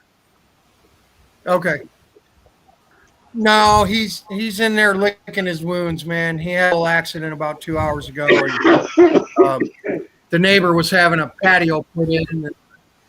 The paving guys left a landscaping block on the street. Sam hit it with his Segway, fell off his Segway, and bumped his darn head on the asphalt and scraped up his arms and legs. So he's in there not feeling too swell right now. I'm so sorry to hear that. Yeah, not good. Well, of course, one time he always wears a helmet. He didn't have his helmet on, and he busted his butt right on asphalt and hit his head and got both his elbows. So he's a wounded pup now. He did want to come out and talk about it, but he doesn't want to feel. He doesn't feel like it. But so we started a Tom Dixon quick build Vector 40 profile 8 days ago. We've been out here hitting it pretty hard every day. Luckily, Sam is out of school now, so we've been able to get quite a bit of work done. And I'll show you where we're at right now.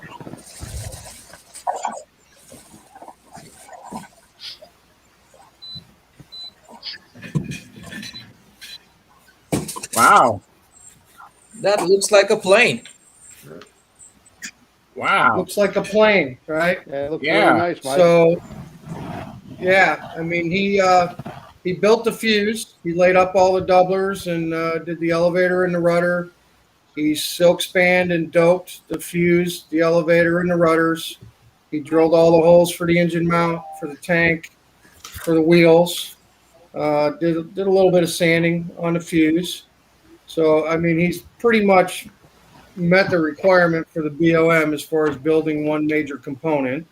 But in addition to that, he installed the bell crank in the wing the other day, and the day he glued the wing halves together, and everything's just mocked up now. It's just slid in there for fits. He glued all the blocks together for the tips. Of course, I helped him. I did a lot of help with the carving and the sanding on the tips. And, we got a little too deep into the sheeting there, sanding, but so there's some filler there. Tom Morris control system in it. It's not getting this motor. That motor is actually the mock-up motor. It's going to get the Brian Gardner LA46. Ooh, nice. Which we got to break in. That's a brand new one. Hasn't been broke in yet, but that's going on the stand here probably Monday. We'll get a gallon through it. What we have left is finish sanding the wing, and then he'll lay down. He'll do the dope coats on the wing, and then lay the silk span down, then dope over that, and then we're going to put it on the stand. And I'm going to let him shoot it with the gun. Again, we're going to spray this one with SIG dope. And once I get the gun and the sprayer figured out, I'm going to let him shoot and do the final, hold everything together. We're just going to go solid blue all the way. I think it's, I forget the name of the, whatever blue it is from SIG. And because we're up against it for time, the Nats will be there. I think we'll be there in 2 weekends. So we're just going to do solid blue, and then I'll just get some monocoat trim sheets, and we'll do some kind of striping or, maybe something down the wing and something down the fuse just to have a differentiated color on it. It's definitely going to be quick and dirty finish. Right now, as it stands, mocked up, we're at 39 ounces all in. So I'm thinking we should be able to bring it in under 46. I would think shouldn't be a problem with what we have left to do. Very And nice. of course, we already did lead outs and all that stuff. I don't know. Do you guys do your lead outs at final assembly, or do you do them so you can center the bell crank when you got it out of the wing and you can see exactly where the center is? I always do it this way. I like to tape the bell crank in and center it, and then mark my lead outs, finish them up before I paint. I don't know if that's just a personal choice, or I'm sure there's more than one way to skin a cat. I always Anyway, I leave mine long, but I always center the bell crank, pull the wires out, and I mark them with permanent ink. I'll tie them later, but yeah, you definitely need either tie them at the time or make sure it's marked well. Just don't I think it matters, where the lead outs are terminated. It's more important that if you move them like this or like that, equal amounts, you have the same deflection on your flaps up and down. That's true. I know. I just always like to have the bell crank centered in there, and get them as close as possible. And if they're within half an inch of each other, I think it is close enough, I guess. The lead out's position. Yeah. I mean, whatever, I can't say enough about Tom's kit, man. I mean, it really. Uniflow.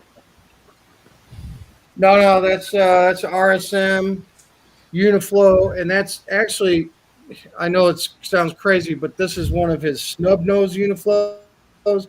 It's the biggest one he makes, which is 5 ounces, and I like the RSM snub nose because they're taller, so it gets the Uniflow. That's just to keep dirt and stuff out of there.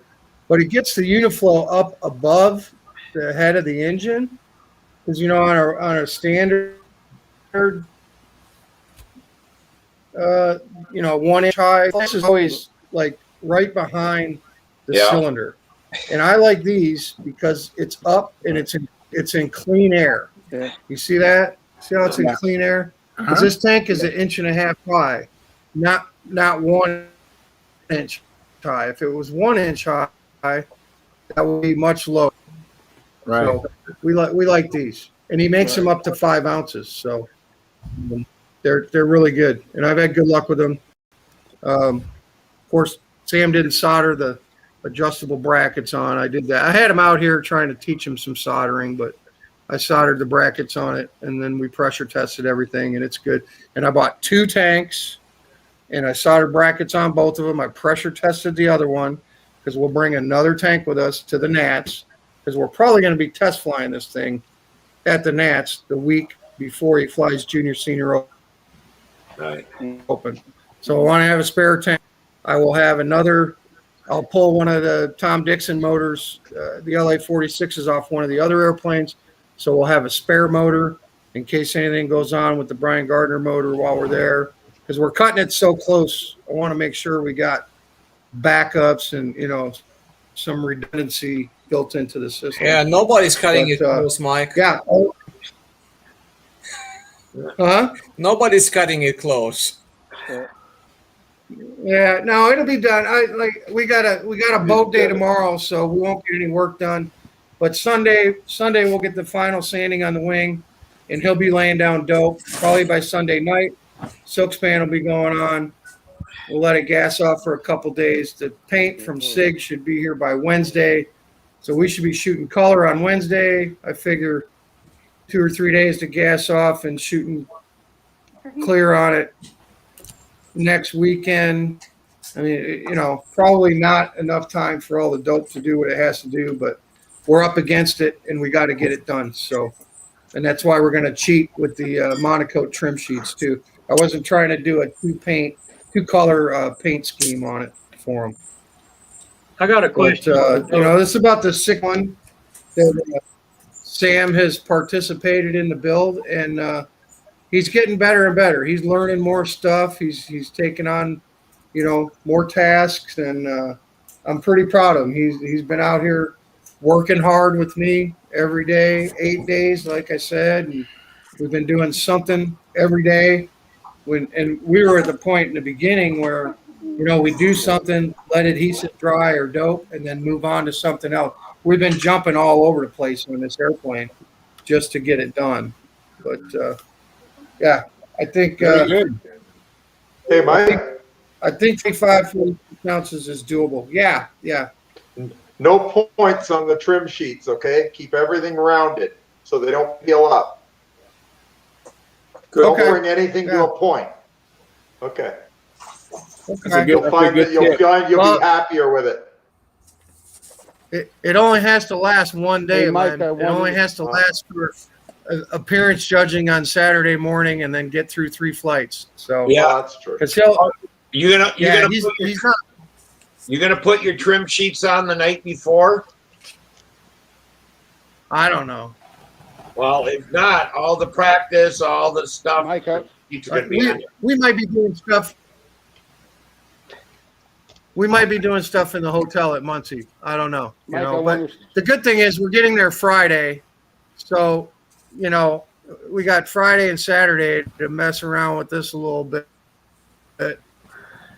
and then you got some days off too. So it'll be done. We'll get it trimmed out. It'll fly. Besides getting the color and the clear on it, the only major thing I got to do is I got to get at least a gallon of fuel through this motor. So, but that shouldn't be a problem either. An OS shouldn't be that hard. So there you go. With a Gardner motor, you got to break that in. Question I have, Mike. Hang on. That's tight. Mike, here's go ahead. There's a guy, Mike Rigel. He says that looks good. Is that for combat? I thought he only flew combat. And then Dennis Pete says, don't they make the profile tanks anymore much shorter and wider? Well, if it was shorter, it wouldn't hold 5 ounces. But if taller, wider, No, I don't. Well, I mean, a clunk tank, a plastic clunk tank, yeah, but not a. I haven't seen a metal tank that's over 1.5 inches high. Well, they used to be. They still make it. You're going to have to pull fuel. And they're about 2.5 inches. Oh yeah. There are some chicken hoppers I think are 2 inches high or something like that. No, the old these are some snub nose. They work. Mike, you're going to have fuel that'll overrun. That's going to overrun at the Nationals on 5 ounces. Well, I'm not going to run 5 ounces, Al. I want 5 ounces. Yeah.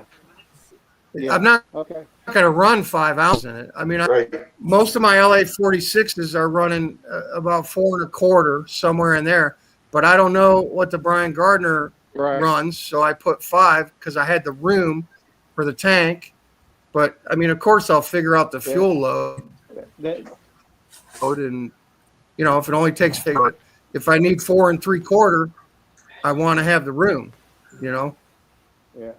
What were you going to say, Al, about the break-in on a Brian Gardner? Is it going to need more than a gallon? Say again? I think that was me. I was saying a regular OS doesn't take that much break-in time, but then I said, but that's got the Brian Gardner piston and liner in it. So, and it depends which one you got. Some are tighter than the others. I had one real tight one.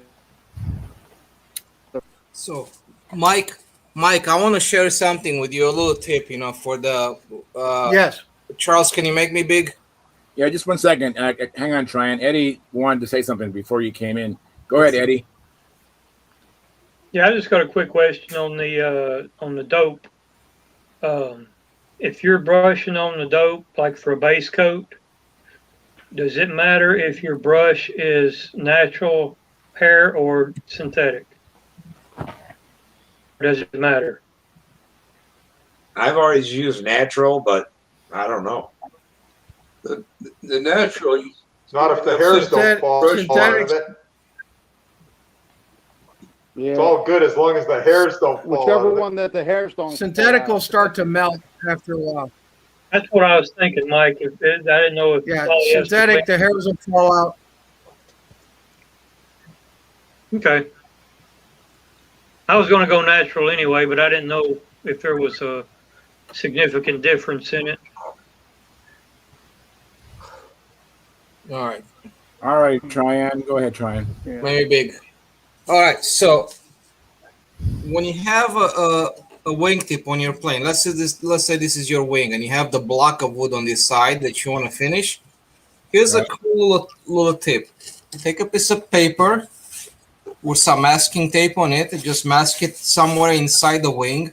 Leave some space. Then what you do after that, you take some masking tape itself, and like this, and put it on a wing side, not on the tip side that you want to shape, right? So you put it like this. Can you guys see this, or I need to bring this down a little bit? That's good. Yeah, no, you got it. Like that? I know that trick, Tryon. I just forgot.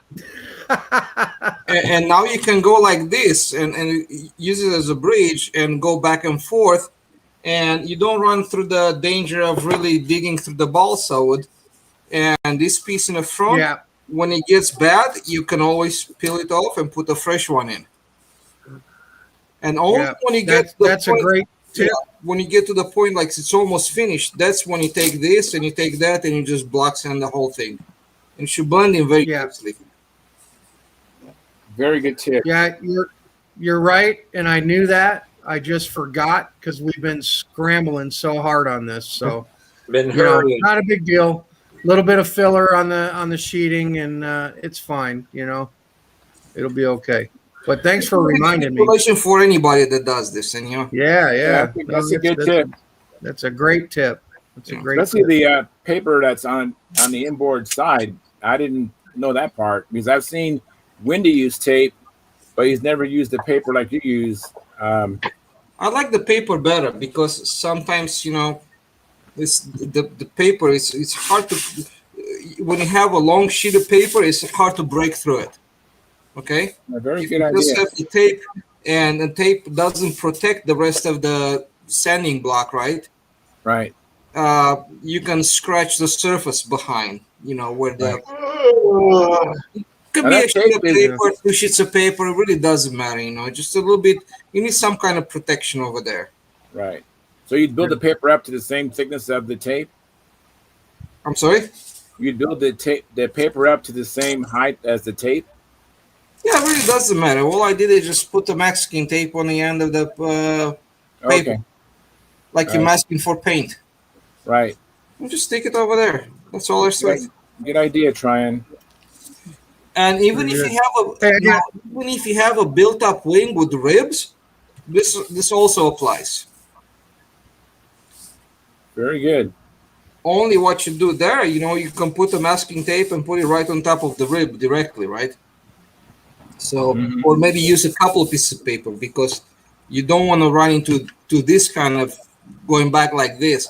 But as long as you stay flat as you go back and forth, you want to make sure you stay flat on a surface. You don't go like that or like that. Just keep it flat and go flat on flat. As soon as you lift one edge up, you run into the danger of hitting a rib or putting scratches into the top of the balsa wood. Very cool. This just quick and dirty tip. Now, is that just a piece of aluminum block that you made your sanding block out of, or is that something special? I think you can find this at Home Depot. Okay. It's just a square piece of block. I mean, just of aluminum frame. And this is Steve's idea to go and get some of those belt sander sanding paper. Right.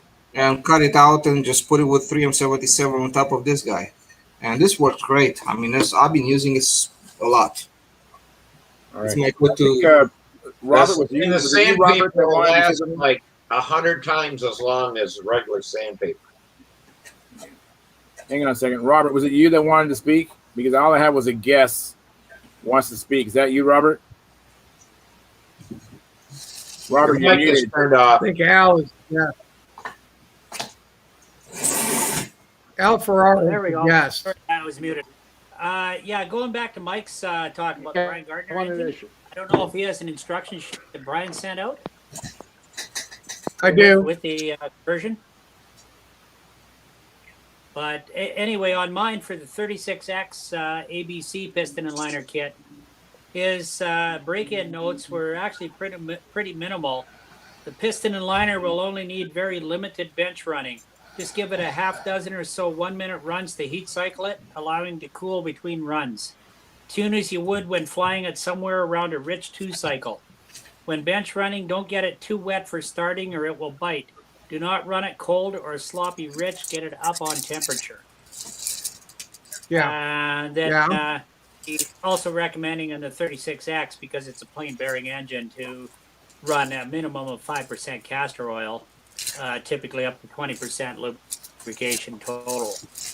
So it's pretty straightforward. It sounds like it should be a pretty easy break-in for you, Mike. Yeah, I wanted to ask Al specifically though, because he's run the LA 46 sets, which you know are stunt sets, not combat sets for the 36X. Al, are you still there? Yeah, I'm here. Yeah, I'm cutting in and out, but yeah. All right. Yeah. So I know you've had good luck with your 25s. Which one you get? You have a.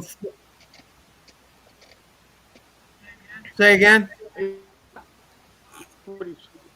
I have 346s running, and one. Okay, took that's a what I long want to time hear about. Yeah. Yeah. So, I ran them, like a 2 cycle, a wet 2 cycle, then back to a 4 cycle. So, like the normal ABC. But then, if you fly and it seems weak, it needs more breaking in. So it took like about 30 flights before it to come in. Now it's good. Okay. So that's all right. But I had other ones where, on the 5th flight, and what fuel were you running? What plug are you using? What do I got? That SIG RC long power message. Yeah, that's the right Master GMA 1022. Okay, that's fine. I got plenty of that. And the 281, the stock Venturi 281, and a 156 or a P. I got a PA needle in it. Al. Yeah, that's perfect. Yeah, PA needle with a 281 Venturi, right? Well, right, yeah, and put one layer of pantyhose over it with string. Wow, you're breaking up real bad, Al. Some of that up. That works out. To put one pantyhose over the Venturi with an O-ring.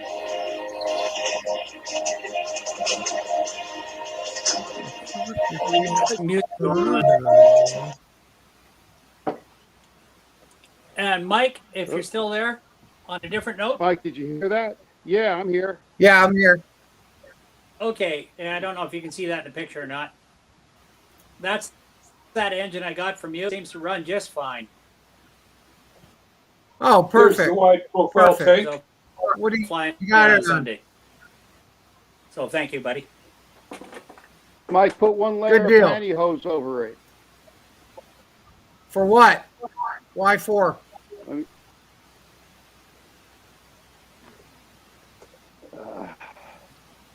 I think you said one layer. Yeah, I know, one, but why? One. Where the heck? Why does it need a layer of pantyhose over it? He's trying to reduce the volume of air going in the Venturi, it sounds like. It makes. Okay. And to keep the dirt out. It makes it run smoother.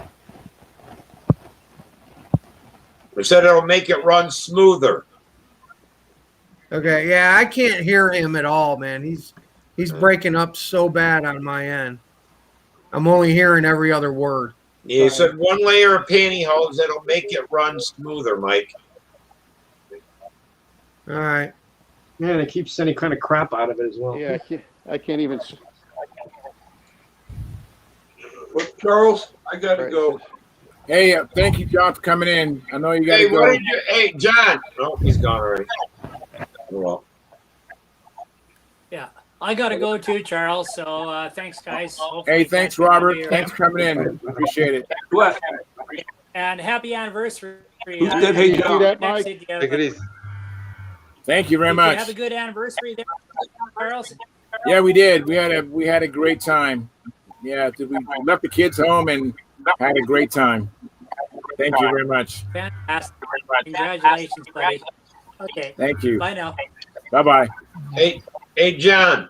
Yeah. Before you go, what did you find out today with the post office? You said today you would know. Well, they didn't call me to come in, so. Can we? So that's probably the answer. Can we finish our conversation with Al about the I was poker, just please? leaving, and he wanted to get the question.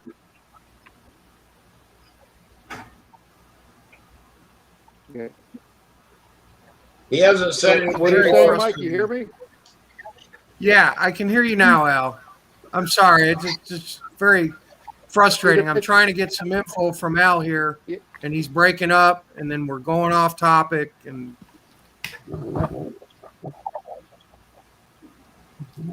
Well, Can't hear nothing. You see, Albert, you see the Venturi? Yeah. Can you see the Venturi? Yes. Yeah, we see it. Just like that. That's the Gardner. Yeah, with the pantyhose.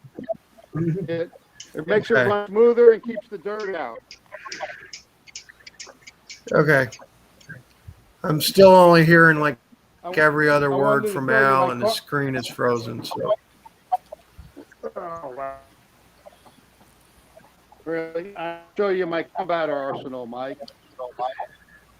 okay, I'll try. I'll try to see what you got there. So it got the Walkerman with the Nelson, a Walkerman with four.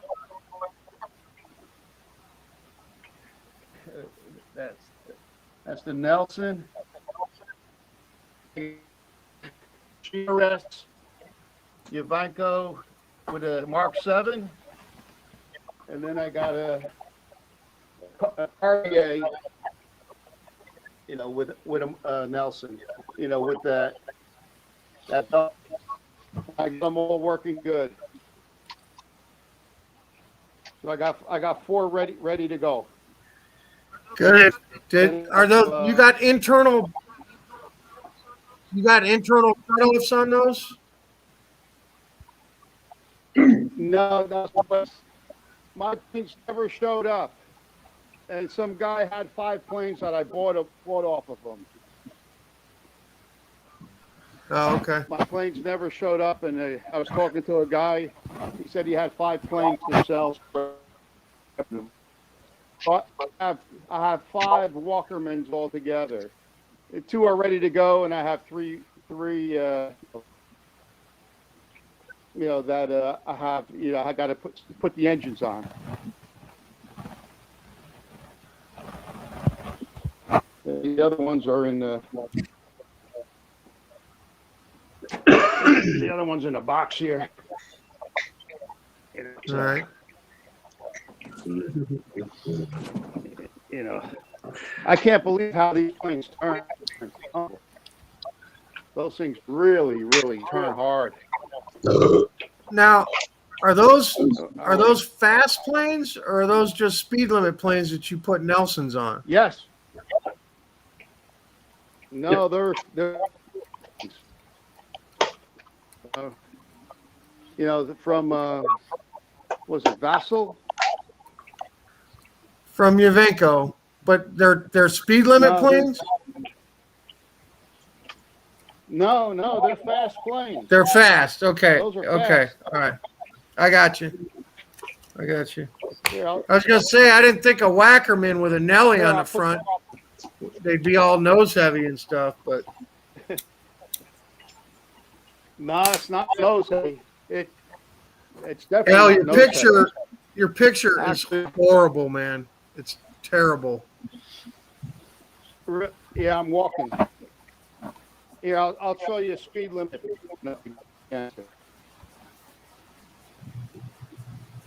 I'm just.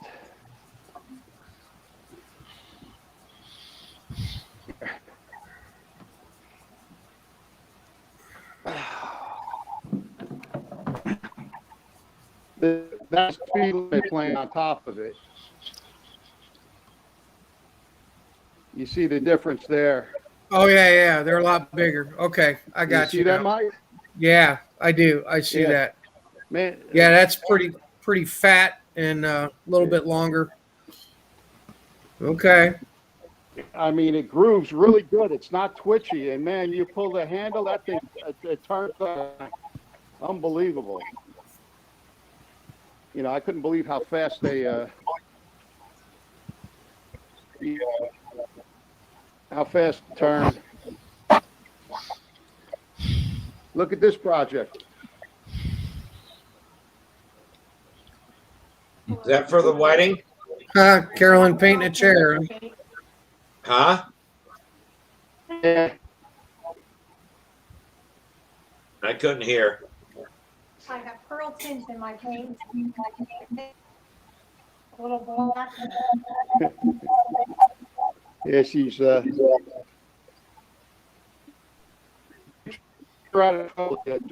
furniture restoration. So. Didn't she get engaged? Oh no, that's my younger daughter. Oh, okay. That was my younger daughter. That's Julianne. Yeah, Julianne just got engaged last week. Oh, I thought maybe that chair was for the wedding, where they sat in and take the garter off and stuff. Yeah. Yeah. Nah. I mean, who knows? But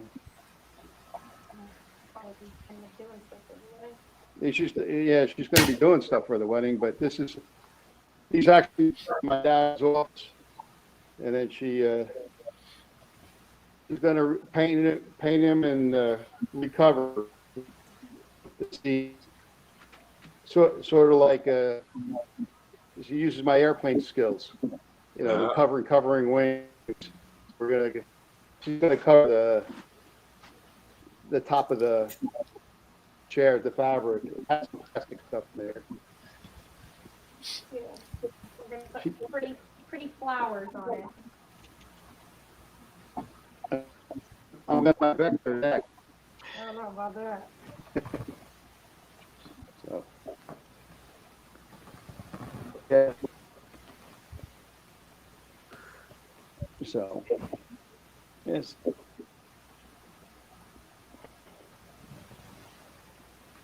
Oh, let me see. Where else is that work? Okay, yeah. Just about done getting all my combat planes ready. So. Hey, Tryon. Popping in and out. Is this going to be the plane you fly at the Nats that you're working on now? Yeah. Oh, his mic's turned off. Yeah, if he gets it done, that's the plane he's going to fly. Even if he has to fly it on the first official flight. Yes. Okay. Can't do that. You're not allowed. It's against the rules. What? Plane must have been test flown prior to any official flight. That's in the AMA rules. take a plane and fly it in an official flight. It has to have been test flown prior to competition. Well, obviously. I'm just saying. I'm playing devil's advocate here. This doesn't mean I'm gonna take it over there. I just fly it on the first flight, on the official flight. That's kind of stupid, huh?